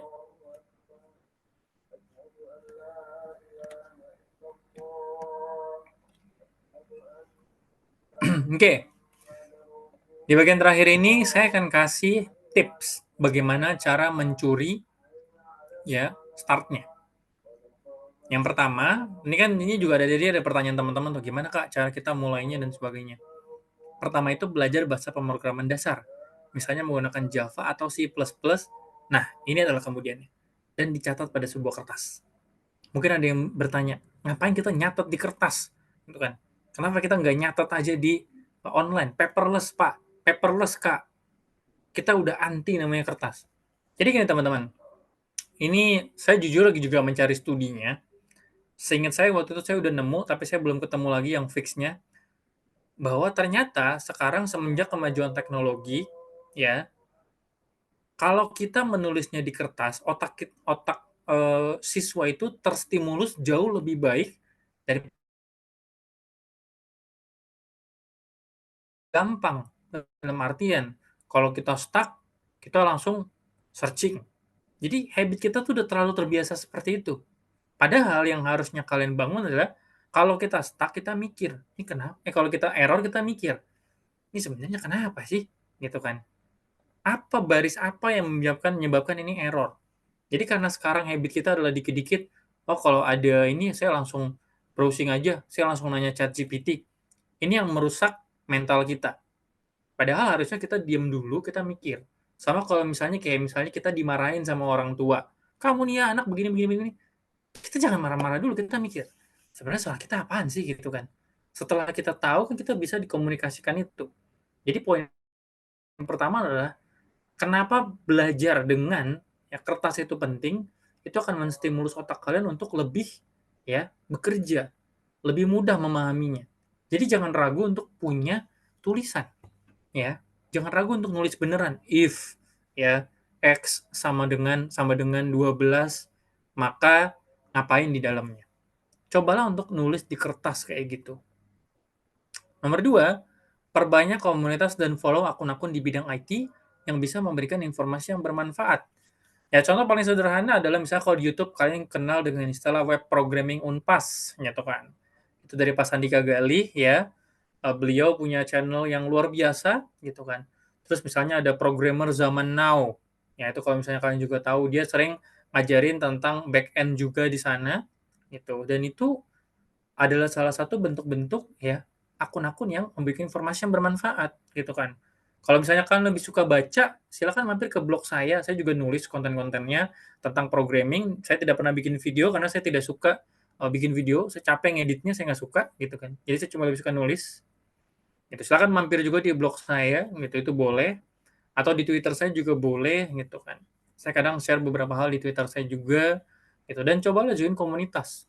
Di kampus CCIT ada komunitas Android. Terus kemudian di luar sana, di web programming Unpas juga punya channel Discord-nya. Jadi cobalah untuk join ke komunitas, kemudian ngobrol sama orang-orang di sana. Selain itu nambah temen, ya siapa tahu nanti punya crush di sana kan kita nggak tahu ya, gitu kan. Jadi mungkin saja hal-hal seperti itu terjadi gitu. Kita kan nggak pernah tahu jalannya seperti apa. Nah, mencoba mencari mentor meskipun belum berkuliah yang dapat memberikan insight baru untuk belajar. Jadi penting untuk punya mentor bahkan sebelum kalian kuliah. Kalau misalnya ada pertanyaan, saya punya mentor nggak? Kakak punya mentor nggak? Saya akan bilang, ya saya punya mentor. Mentor saya adalah seorang senior backend developer.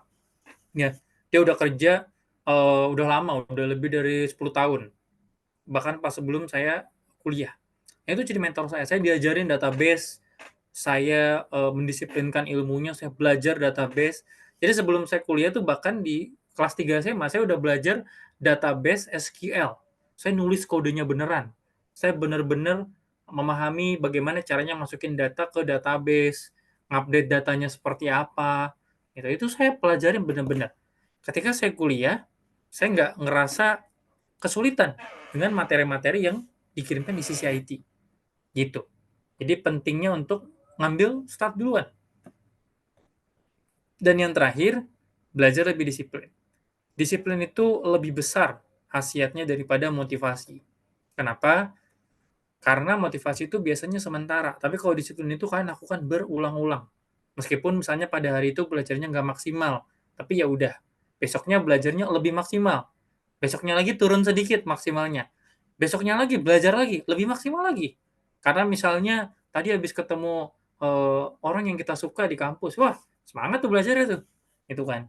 Terus besoknya sama maksimalnya. Jadi yang namanya disiplin dan konsistensi itu bukan yang selalu bagaikan gelas yang penuh, tapi seperti gelas yang kadang isinya sedikit, kadang agak banyak, kadang banyak banget.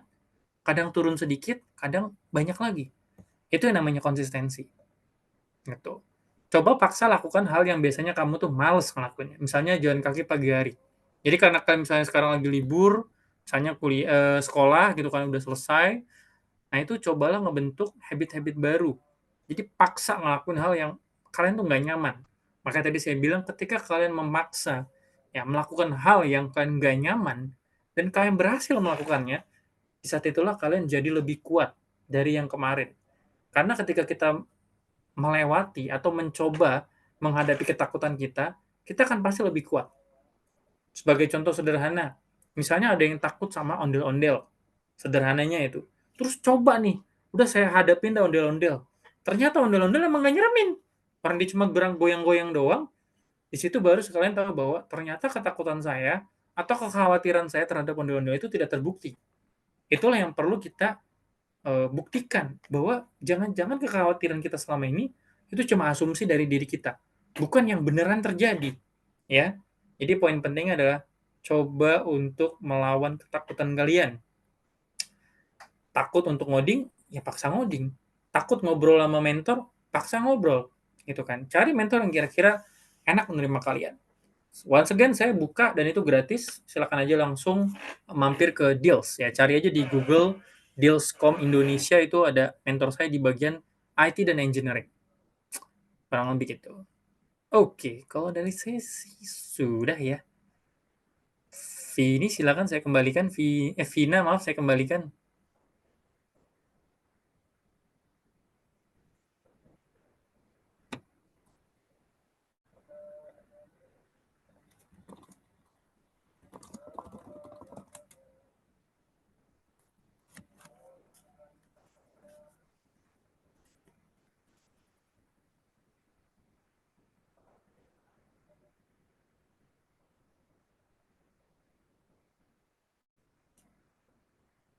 Oke, baik teman-teman. Bagaimana materinya hari ini sangat menarik ya. Untuk teman-teman yang mau bertanya boleh. Adanya ditanyakan lagi. Ya, silakan teman-teman yang masih ada pertanyaan, yang pengen curhat. Masih ada waktunya berapa lama lagi, Vin?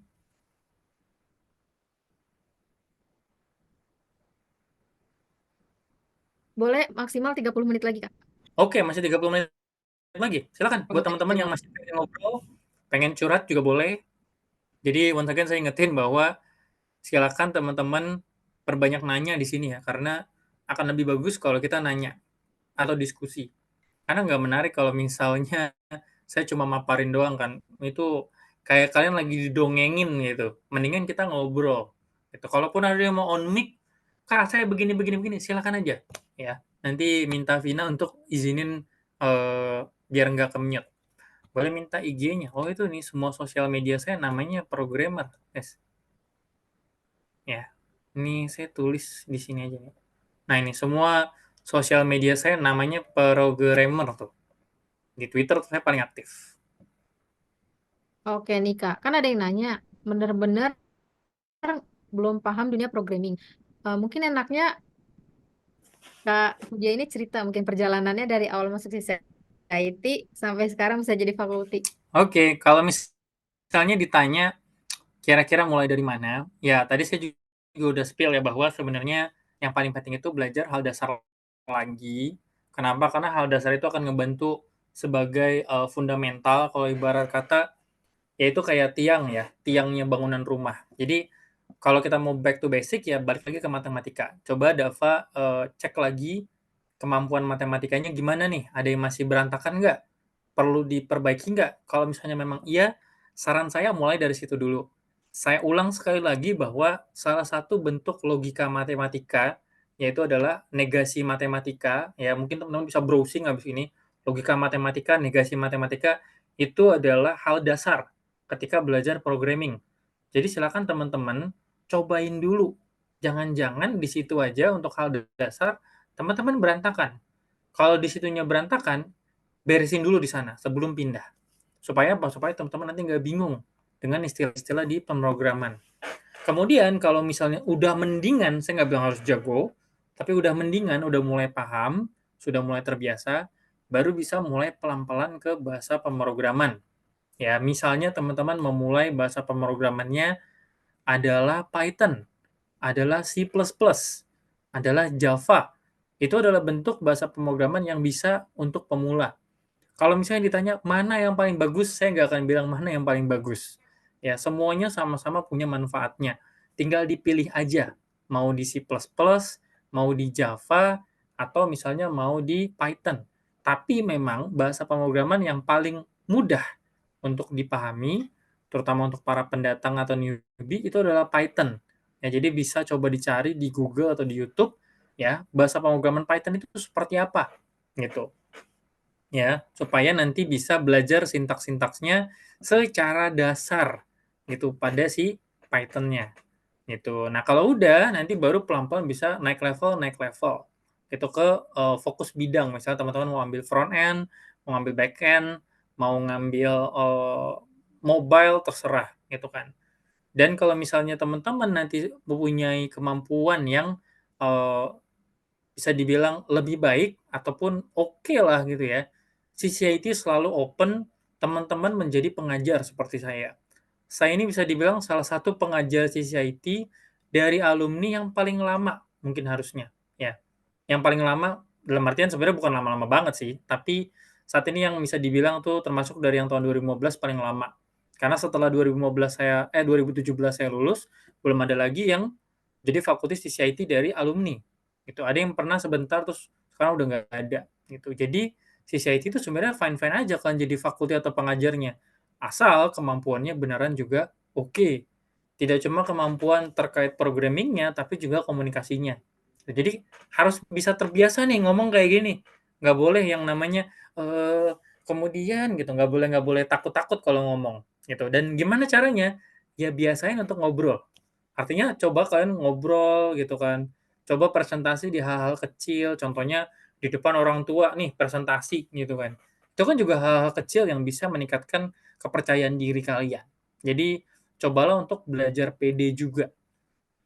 Ketika kita menguasai sebuah ilmu atau materi, ngomong di depan orang banyak pasti jauh lebih pede daripada kita nggak menguasainya.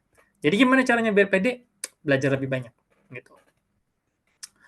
Oke, tanya selanjutnya dari Haikal Bagaskara. Kalau misalnya nanti pas saat kuliah sudah bisa HTML, CSS, JS, PHP, MySQL, wah, canggih. Terus mau nyari job sambilan freelance, itu gimana sih caranya dapetin project-nya? Soalnya kan kita pertama kali belum punya pengalaman project. Apa caranya gimana untuk freelance? Oke, ya saya paham. Jadi kalau pengen punya project, pastikan kalian juga punya portofolio. Ya, portofolio itu adalah sesuatu karya. Ya, misalnya setelah bikin HTML, CSS, JS, PHP, MySQL itu kalian bikin misalnya toko diamond online versi kalian. Ini saya ngomongin toko diamond lagi ya. Versi kalian, ya. Kalian benar-benar bikin sampai itu bisa bayar beneran. Walaupun tidak ngirim diamondnya beneran gitu kan. Tapi sampai bisa bayar beneran gitu dengan menyambungkannya dengan payment gateway seperti Mitrans, GoPay gitu ya. Kemudian kalau itu sudah punya portofolio, kalian bisa ngajukan banyak websitenya seperti ada yang namanya Upwork, kalau kalian tahu, ini saya tulis ya di chat, ada Upwork, terus kemudian ada 1000 Lancer kalau Indonesia, gitu. Ini ada banyak sih, ada Fiverr kalau nggak salah ya, kalau saya nggak salah, itu. Tapi mirip tuh tulisannya Fiverr. Itu adalah website-website freelance yang ya menawarkan pekerjaan-pekerjaan programming. Tapi perlu diingat bahwa kalau ya pengen keterima freelance, beneran memang pasti kan punya kemampuan. Jangan sampai mau ngambil freelance, kemampuannya masih belum cukup, terus nanti udah mau dibayar sama orang, nggak sanggup nerima pekerjaannya. Jadi pastikan kita benar-benar ready. Ya, gimana caranya ready? Ya latihan lebih banyak. Tidak ada cara lagi. Jadi coba lu lihat pekerjaan-pekerjaan seperti apa di Upwork. Oh, dia minta pekerjaan ini nih. Oke deh, saya kerjain aja. Walaupun saya nggak dapat uang. Dalam artian gini, kalian contohin aja ya apa yang akan dia butuhkan, seperti apa itu ilmunya, terus kalian pelajarin. Itu. Jadi kalau mau dapat uang dari freelance, ya coba dilihat orang-orang di freelance itu biasanya butuhnya seperti apa. Gitu. Jadi kalian punya portofolio ya ataupun ya karya-karya yang nanti bisa dipamerin. Tuh. Biasanya sih gitu. Semoga terjawab ya Haikal. Terus dari Abi lagi, ya Kak, jadi kebetulan saya sudah mulai belajar ngoding dari YouTube. Anjay, keren-keren. Dan udah beberapa kali buat web juga Kak, sampai sudah diaplikasikan di Replit. Wih, ini canggih nih, udah sampai pakai Replit, bahkan udah tahu Replit. Tapi saya masih suka lupa gitu Kak, apakah nanti kita akan terbiasa Kak dengan bahasa pemrograman? Ya betul, tadi saya udah cerita juga kan bahwa saya aja ketika tahun 2018 sudah lulus dari CCIT, yaitu saya saat itu udah kerja part-time, ya, udah kerja full-time karena saya cuti kuliah. Itu sebelum saya kerja tuh tahun 2017 itu saya ngulang berkali-kali hal yang sama. Kalau dalam istilah programmingnya tuh CRUD ya, create, read, update, delete. Itu saya ulang-ulang selama berbulan-bulan menggunakan teknologi namanya Laravel. Itu saya ulang-ulang terus. Padahal studi kasus sama. Misalnya bulan ini saya belajar tentang to-do list. Bulan depan saya tentang order apa. Bulan depan tentang kos-kosan, bulan depan tentang apa. Padahal itu CRUD aja. Tapi saya ulang. Gitu. Sehingga saya udah terbiasa tuh. Ini saya udah tahu nih kalau kayak gini mah cara bikinnya begini. Kalau kayak gini cara bikinnya begini. Jadi perlunya diulang-ulang ya. Jangan ngerasa puas kalau udah sekali doang. Nggak bakal jadi, nggak bakal tanda kutip tidak akan maksimal. Saya bilang, bukan nggak akan jadi. Gitu. Terus kemudian, maksud dari Object Oriented Programming itu apa? Dari Reva Mahesa. Ya, Object Oriented Programming itu salah satu paradigma pemrograman, ya, yang mana itu akan membantu sebuah tim untuk memahami ya desain kode yang akan dikerjakan. Jadi ibarat kata nih, ya, kalau saya ngomong misalnya apa namanya? Oke, ini kita ngomong paling sederhana. Kalau saya bilang tegap gerak, semua orang tahu harus seperti apa tegap gerak, gitu. Karena semuanya pemikirannya sama. Ketika dibilang tegap gerak, maka badan itu harus tegak, tangan itu harus rapat, gitu. Jadi yang dimaksud dari object oriented programming adalah paradigma pemahaman antara ya satu developer dengan developer yang lain, gitu. Supaya apa? Supaya membentuk sebuah kode yang lebih bisa dibilang ya lebih mudah untuk dikelola nanti di masa mendatang gitu, atau bisa disebutnya kita maintenance gitu ya, gitu. Jadi itu cuma paradigma pemrograman aja. Jadi kalau misalnya Reva dibilang oh harus pakai inheritance ya, semua programmer tahu inheritance, oke nanti caranya begini. Oh harus pakai abstraction ya, semua programmer tahu. Jadi itu cuma paradigma atau penyamaan persepsi aja sebenarnya gitu. Oke, silakan yang ada pertanyaan selanjutnya. Ini dari Aska. Silakan lagi yang mau nanya ya. Kak, kalau jadwal masuk kuliah apakah fleksibel atau hanya ada satu jadwal fix untuk semua mahasiswa CCIT? So far yang saya tahu sampai saat ini CCIT jadwalnya masih fix. Jadi kita nggak bisa memilih mata kuliah seperti apa. Kalian ikut aja yang CCIT udah kasih.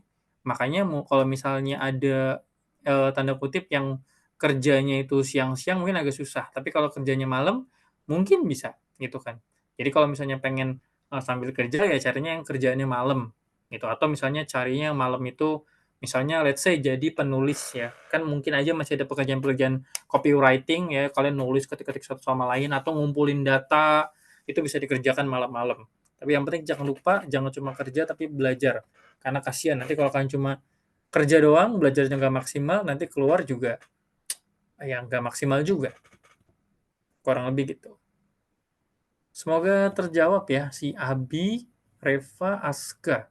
Keren. Sudah bisa pakai Replit itu mind blowing sih karena mungkin belum banyak juga yang tahu Replit di sini. Oke, teman-teman, ada yang mau bertanya lagi? Ya, silakan nih, mumpung masih ada waktunya mungkin 15 menit ya, Vin ya. Iya, betul. Yang mau follow-followan juga bilang aja nanti saya follow back. Saya nggak pelit orangnya kok. Di Twitter juga saya follow back.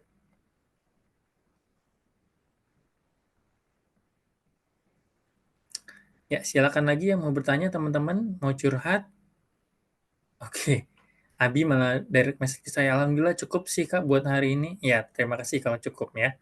Silakan yang lain ada lagi yang mau ditanyakan, boleh minta spill apapun itu ya. Spill blognya juga boleh, apapun itu. Sebenarnya kalau kalian mampir ke Twitter saya sih URL-nya ada banyak sih gitu. Kalian mampir aja ke Twitter saya, Itu ada URL yang bisa kalian klik, ya di sana juga ada blog saya. Jadi kalian bisa kunjungin aja di Twitter saya. Oke, Oke, ini ada pertanyaan dari Made. aduh. Nih, tapi ini dari message ke saya lagi. Kalau mentor dengan kakak, kira-kira itu kita bakal ngapain aja, Kak? Oke, saya mungkin akan kasih tahu sedikit ya. Jadi, ada dua istilah di dalam dunia pembelajaran yang saya tahu. Yang pertama adalah mentoring, yang kedua adalah tutoring. Ya, ada dua nih, ya. Mungkin kalau misalnya kalian anak-anak Mobile Legends nih, pasti udah kenal dengan kalimat tutor. Kenapa? Karena kita sangat akrab dengan istilah tutor, ya. Contohnya adalah kalau misalnya kita mainnya jelek, orang tim lawan akan bilang, tutor cow nih bos, gitu kan. Itu kan salah satu sampel. Ya, artinya tutor itu kan ngajarin. Jadi benar-benar diajarin, nih cara main cow begini, cara main hero ini begini. Jadi kalau ngomongin tutor, kita diajarin. Makanya disebutnya adalah private tutor. Kalau yang ngajar privat, bukan private mentor. Gitu. Kalau mentoring itu biasanya ya kita lebih banyak diskusi. Jadi apa yang ada di kepala kalian itu yang terlalu banyak ya perlu dikeluarkan dan divalidasi, kita ngobrol. Jadi misalnya ya Made datang ke saya, jadi gini Kak, saya tuh mau belajar programming, saya harus mulai dari mana? Kita bedah bareng-bareng. Oke, sekarang kamu belajar yang ini, kamu dicatat sama Made. Itu kan. Oke, berarti saya harus mulai dari sini ya. Oke. Terus kemudian belajar apa lagi? Belajar ini. Udah, setelah dari situ, selesai dari mentoring, Made beneran ngelakuin apa yang sudah di mentoring. Kenapa? Karena kalau mentoring doang tidak ada aksi, tidak akan ada perubahan. Gitu. Jadi mentoring adalah ya mengeluarkan atau memvalidasi semua yang sudah dilakukan. Jadi istilah gampangnya kalau di anak-anak zaman sekarang, curhat. Itu udah paling gampang banget, harusnya bisa dipahami oleh semua orang yang ada di sini. Kalian curhat, saya selesain atau saya kasih pendapat, saya kasih arahan, selesai dari mentoring, dikerjain beneran yang udah didiskusikan. Gitu. Bulan depannya, Made balik lagi atau teman-teman yang balik lagi ke saya. Oke Kak, ini bulan lalu saya udah ngikutin apa yang Kakak minta. Saya belajar ini, hasilnya seperti ini. Saya belajar ini, hasilnya seperti ini. Tapi saya masih bingung, ini tuh maksudnya apa nih Kak? Oh saya bilang, oh itu tuh maksudnya begini, begini, begini. Oke, terus misalnya udah paham, dicatat lagi sama kalian, ya, tanya lagi pertanyaan yang muncul selama 1 bulan kemarin belajar sendiri. Oke, saya ada pertanyaan lagi nih, Kak. 1, 2, 3, 4. Kita jawab, kita discuss bareng-bareng. Setelah selesai mentoring, setelah semua jawaban itu, lakukan lagi, ya, masih yang hal kemarin. Grinding lagi, gitu kan. Selama 1 bulan. Bulan depannya lagi, balik lagi ke saya. Gitu.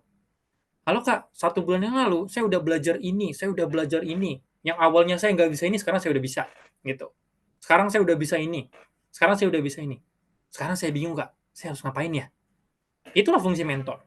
Jadi ngasih tahu, oke kamu sekarang belajar ini aja, gitu kan. Terus kemarin ada kendala nggak di sini? Oh nggak ada Kak. Oke ya udah kamu bisa ke sini sekarang. Atau misalnya ada ketertarikan kamu nggak di bidang ini? Oh ada, ya udah coba aja lakuin.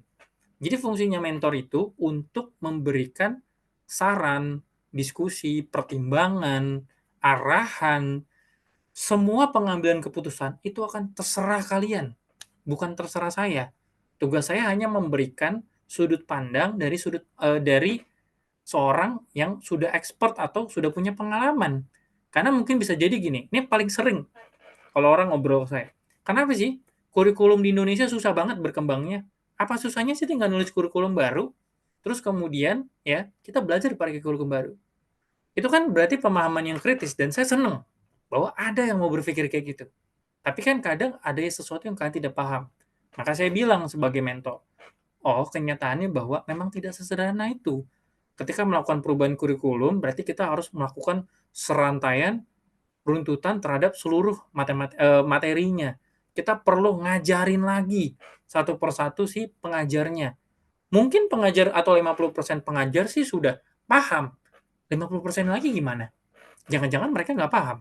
Gitu kan. Berarti kan nanti kalau harus mereka mengajar, nggak cukup dong kemampuannya. Jadi memang yang namanya perubahan atau apapun itu banyak pertimbangannya dan sifatnya mentor itu memberikan pemahaman. Karena kalau anak-anak muda itu kan kritis tapi tidak tahu banyak hal. itu tetap bagus. Saya tetap senang kalau ada anak muda yang kritis. Saya lebih senang anak muda yang banyak tanya dan kritis daripada anak muda yang diam aja, terus merasa bahwa semua ini baik-baik saja. Harusnya kita itu banyak-banyak nanya. Kenapa? Karena untuk memvalidasi apa yang ada di dalam kepala kita. Gitu. Jadi penting untuk banyak nanya, ya. Tapi sebelum nanya, pastikan juga melakukan riset. Artinya kalian coba dulu menjawab versi kalian. Jangan-jangan pertanyaannya udah terjawab. Jadi yang namanya nanya itu kan coba jawab dulu pakai versi kalian. Kenapa ya? Kok kurikulum nggak terjawab? Kalian cari tahu emang gimana sih proses pembuatan kurikulum. Setelah kalian paham juga, baru kan di situ nanya. Emangnya nggak bisa kayak gitu ya? Gitu. Itu yang namanya mentoring. Jadi curhat dan memberikan pencerahan, kasarnya gitu. Kurang lebih kayak gitu ya, Made. Semoga terjawab. Gitu. Silakan teman-teman yang masih ada pertanyaan lagi, masih ada 10 menit lagi nih.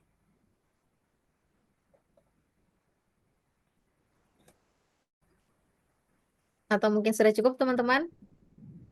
Bagaimana?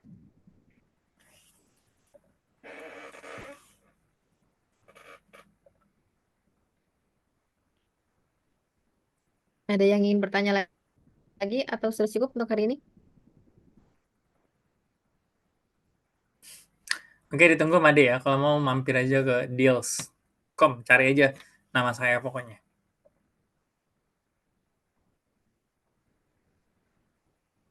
Oh, ada nih Kak yang nanya. Reva, Bentar, ini pengaruh apa dalam pengalaman Kakak dalam kehidupan sehari-hari? Pengaruh untuk kehidupan sehari-hari nih Kak. pengaruh apa dalam pengalaman kakak dalam kehidupan sehari-hari? Pengaruh apa dalam pengalaman programmingnya dalam kehidupan sehari-hari? Gitu maksudnya ya? Pengaruh apa dalam pengalaman programmingnya? Maksudnya ini pengaruh luar yang membuat saya pengen belajar atau kayak gimana, Reva? Mungkin bisa sedikit diklarifikasi biar saya nggak salah tangkap.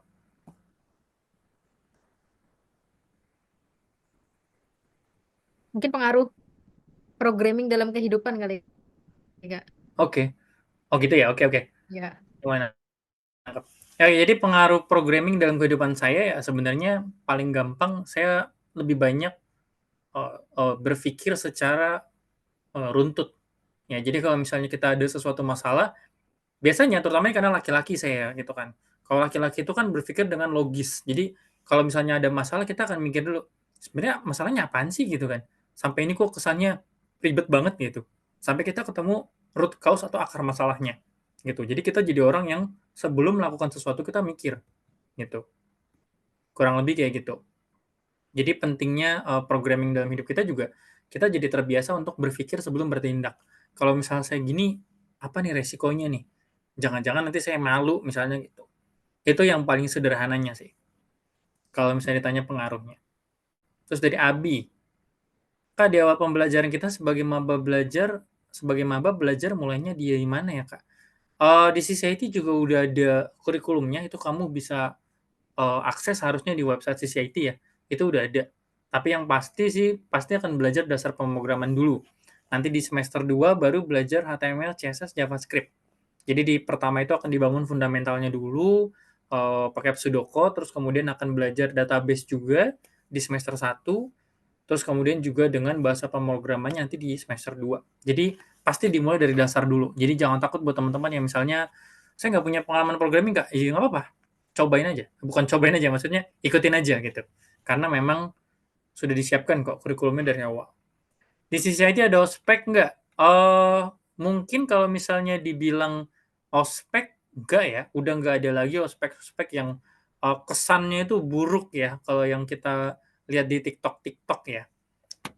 Kalau misalnya di TikTok itu kan misalnya kesan ospek itu buruk, ya kan? Jadi buruk lah. Kalau di sisi IT, sepengetahuan saya udah nggak ada lagi.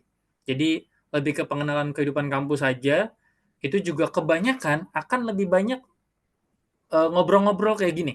Teman-teman akan ngobrol tentang discuss tentang kehidupan pemrograman, terus mungkin tentang ada ilmu-ilmu tentang IT juga gitu kan. Karena ini spesial saya sebelum untuk teman-teman yang belum join, mungkin aja nanti ketemu saya lagi ketika nanti lagi ospek misalnya, bukan ospek ya, pengenalan kampus ke depan kampus gitu. Jadi bisa jadi nanti saya diundang lagi untuk ngebahas tentang programming atau ngebahas tentang kehidupan pembelajaran apa itu mungkin saja. Jadi kita tidak tahu sih, mungkin aja kita akan ketemu lagi nanti gitu kan. Kalau teman-teman gabung CCIT. Oke, Kak. Aku mau nambahin yang tentang ospek di society itu namanya induction day. Jadi rangkaiannya betul seperti kata Kak Hudia, pengenalan kampus sama pengenalan seperti kalau menyebutnya zaman SMA tuh ekskul ya, yang ada di UI. Kayak nanti ada pengenalan dari komunitas Android, Komandro itu juga ada nanti di situ. Ya itu udah terjawab ya sama Kavin. Ya. Oke, untuk yang nanya nama Twitternya sama programmer juga, langsung aja kalau mau mutualan follow terus bilang, Kak, saya anak CCIT, atau soal CCIT. Saya langsung fallback kok, pasti akan melihat notif programmer follow with you gitu. Nggak usah takut. Kita mau jogging dulu ya, oke, that's good. Jogging aja, itu pilihan yang paling bagus, tidak perlu lari, cukup jalan kaki aja, apalagi kalau misalnya berat badannya lebih daripada 80 kilo, nanti kakinya cedera kalau misalnya lari, jadi lebih baik jalan kaki saja lebih cukup. Ya, jalan kaki 60 menit sudah cukup, apalagi kalau setiap hari. Gitu. Oke, berarti cukup ya teman-teman untuk hari ini. Boleh open cam teman-teman? Kita foto bersama dulu. Ini siap-siap nih.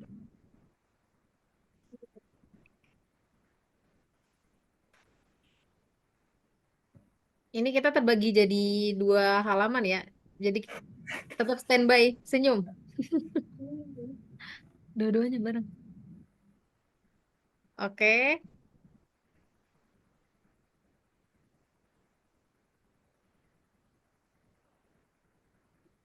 Siapa teman-teman?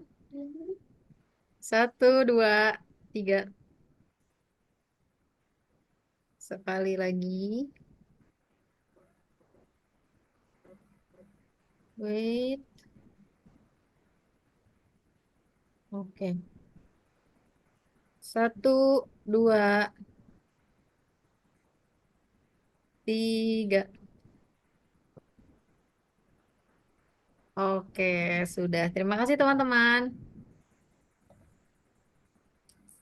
Oke, sebentar.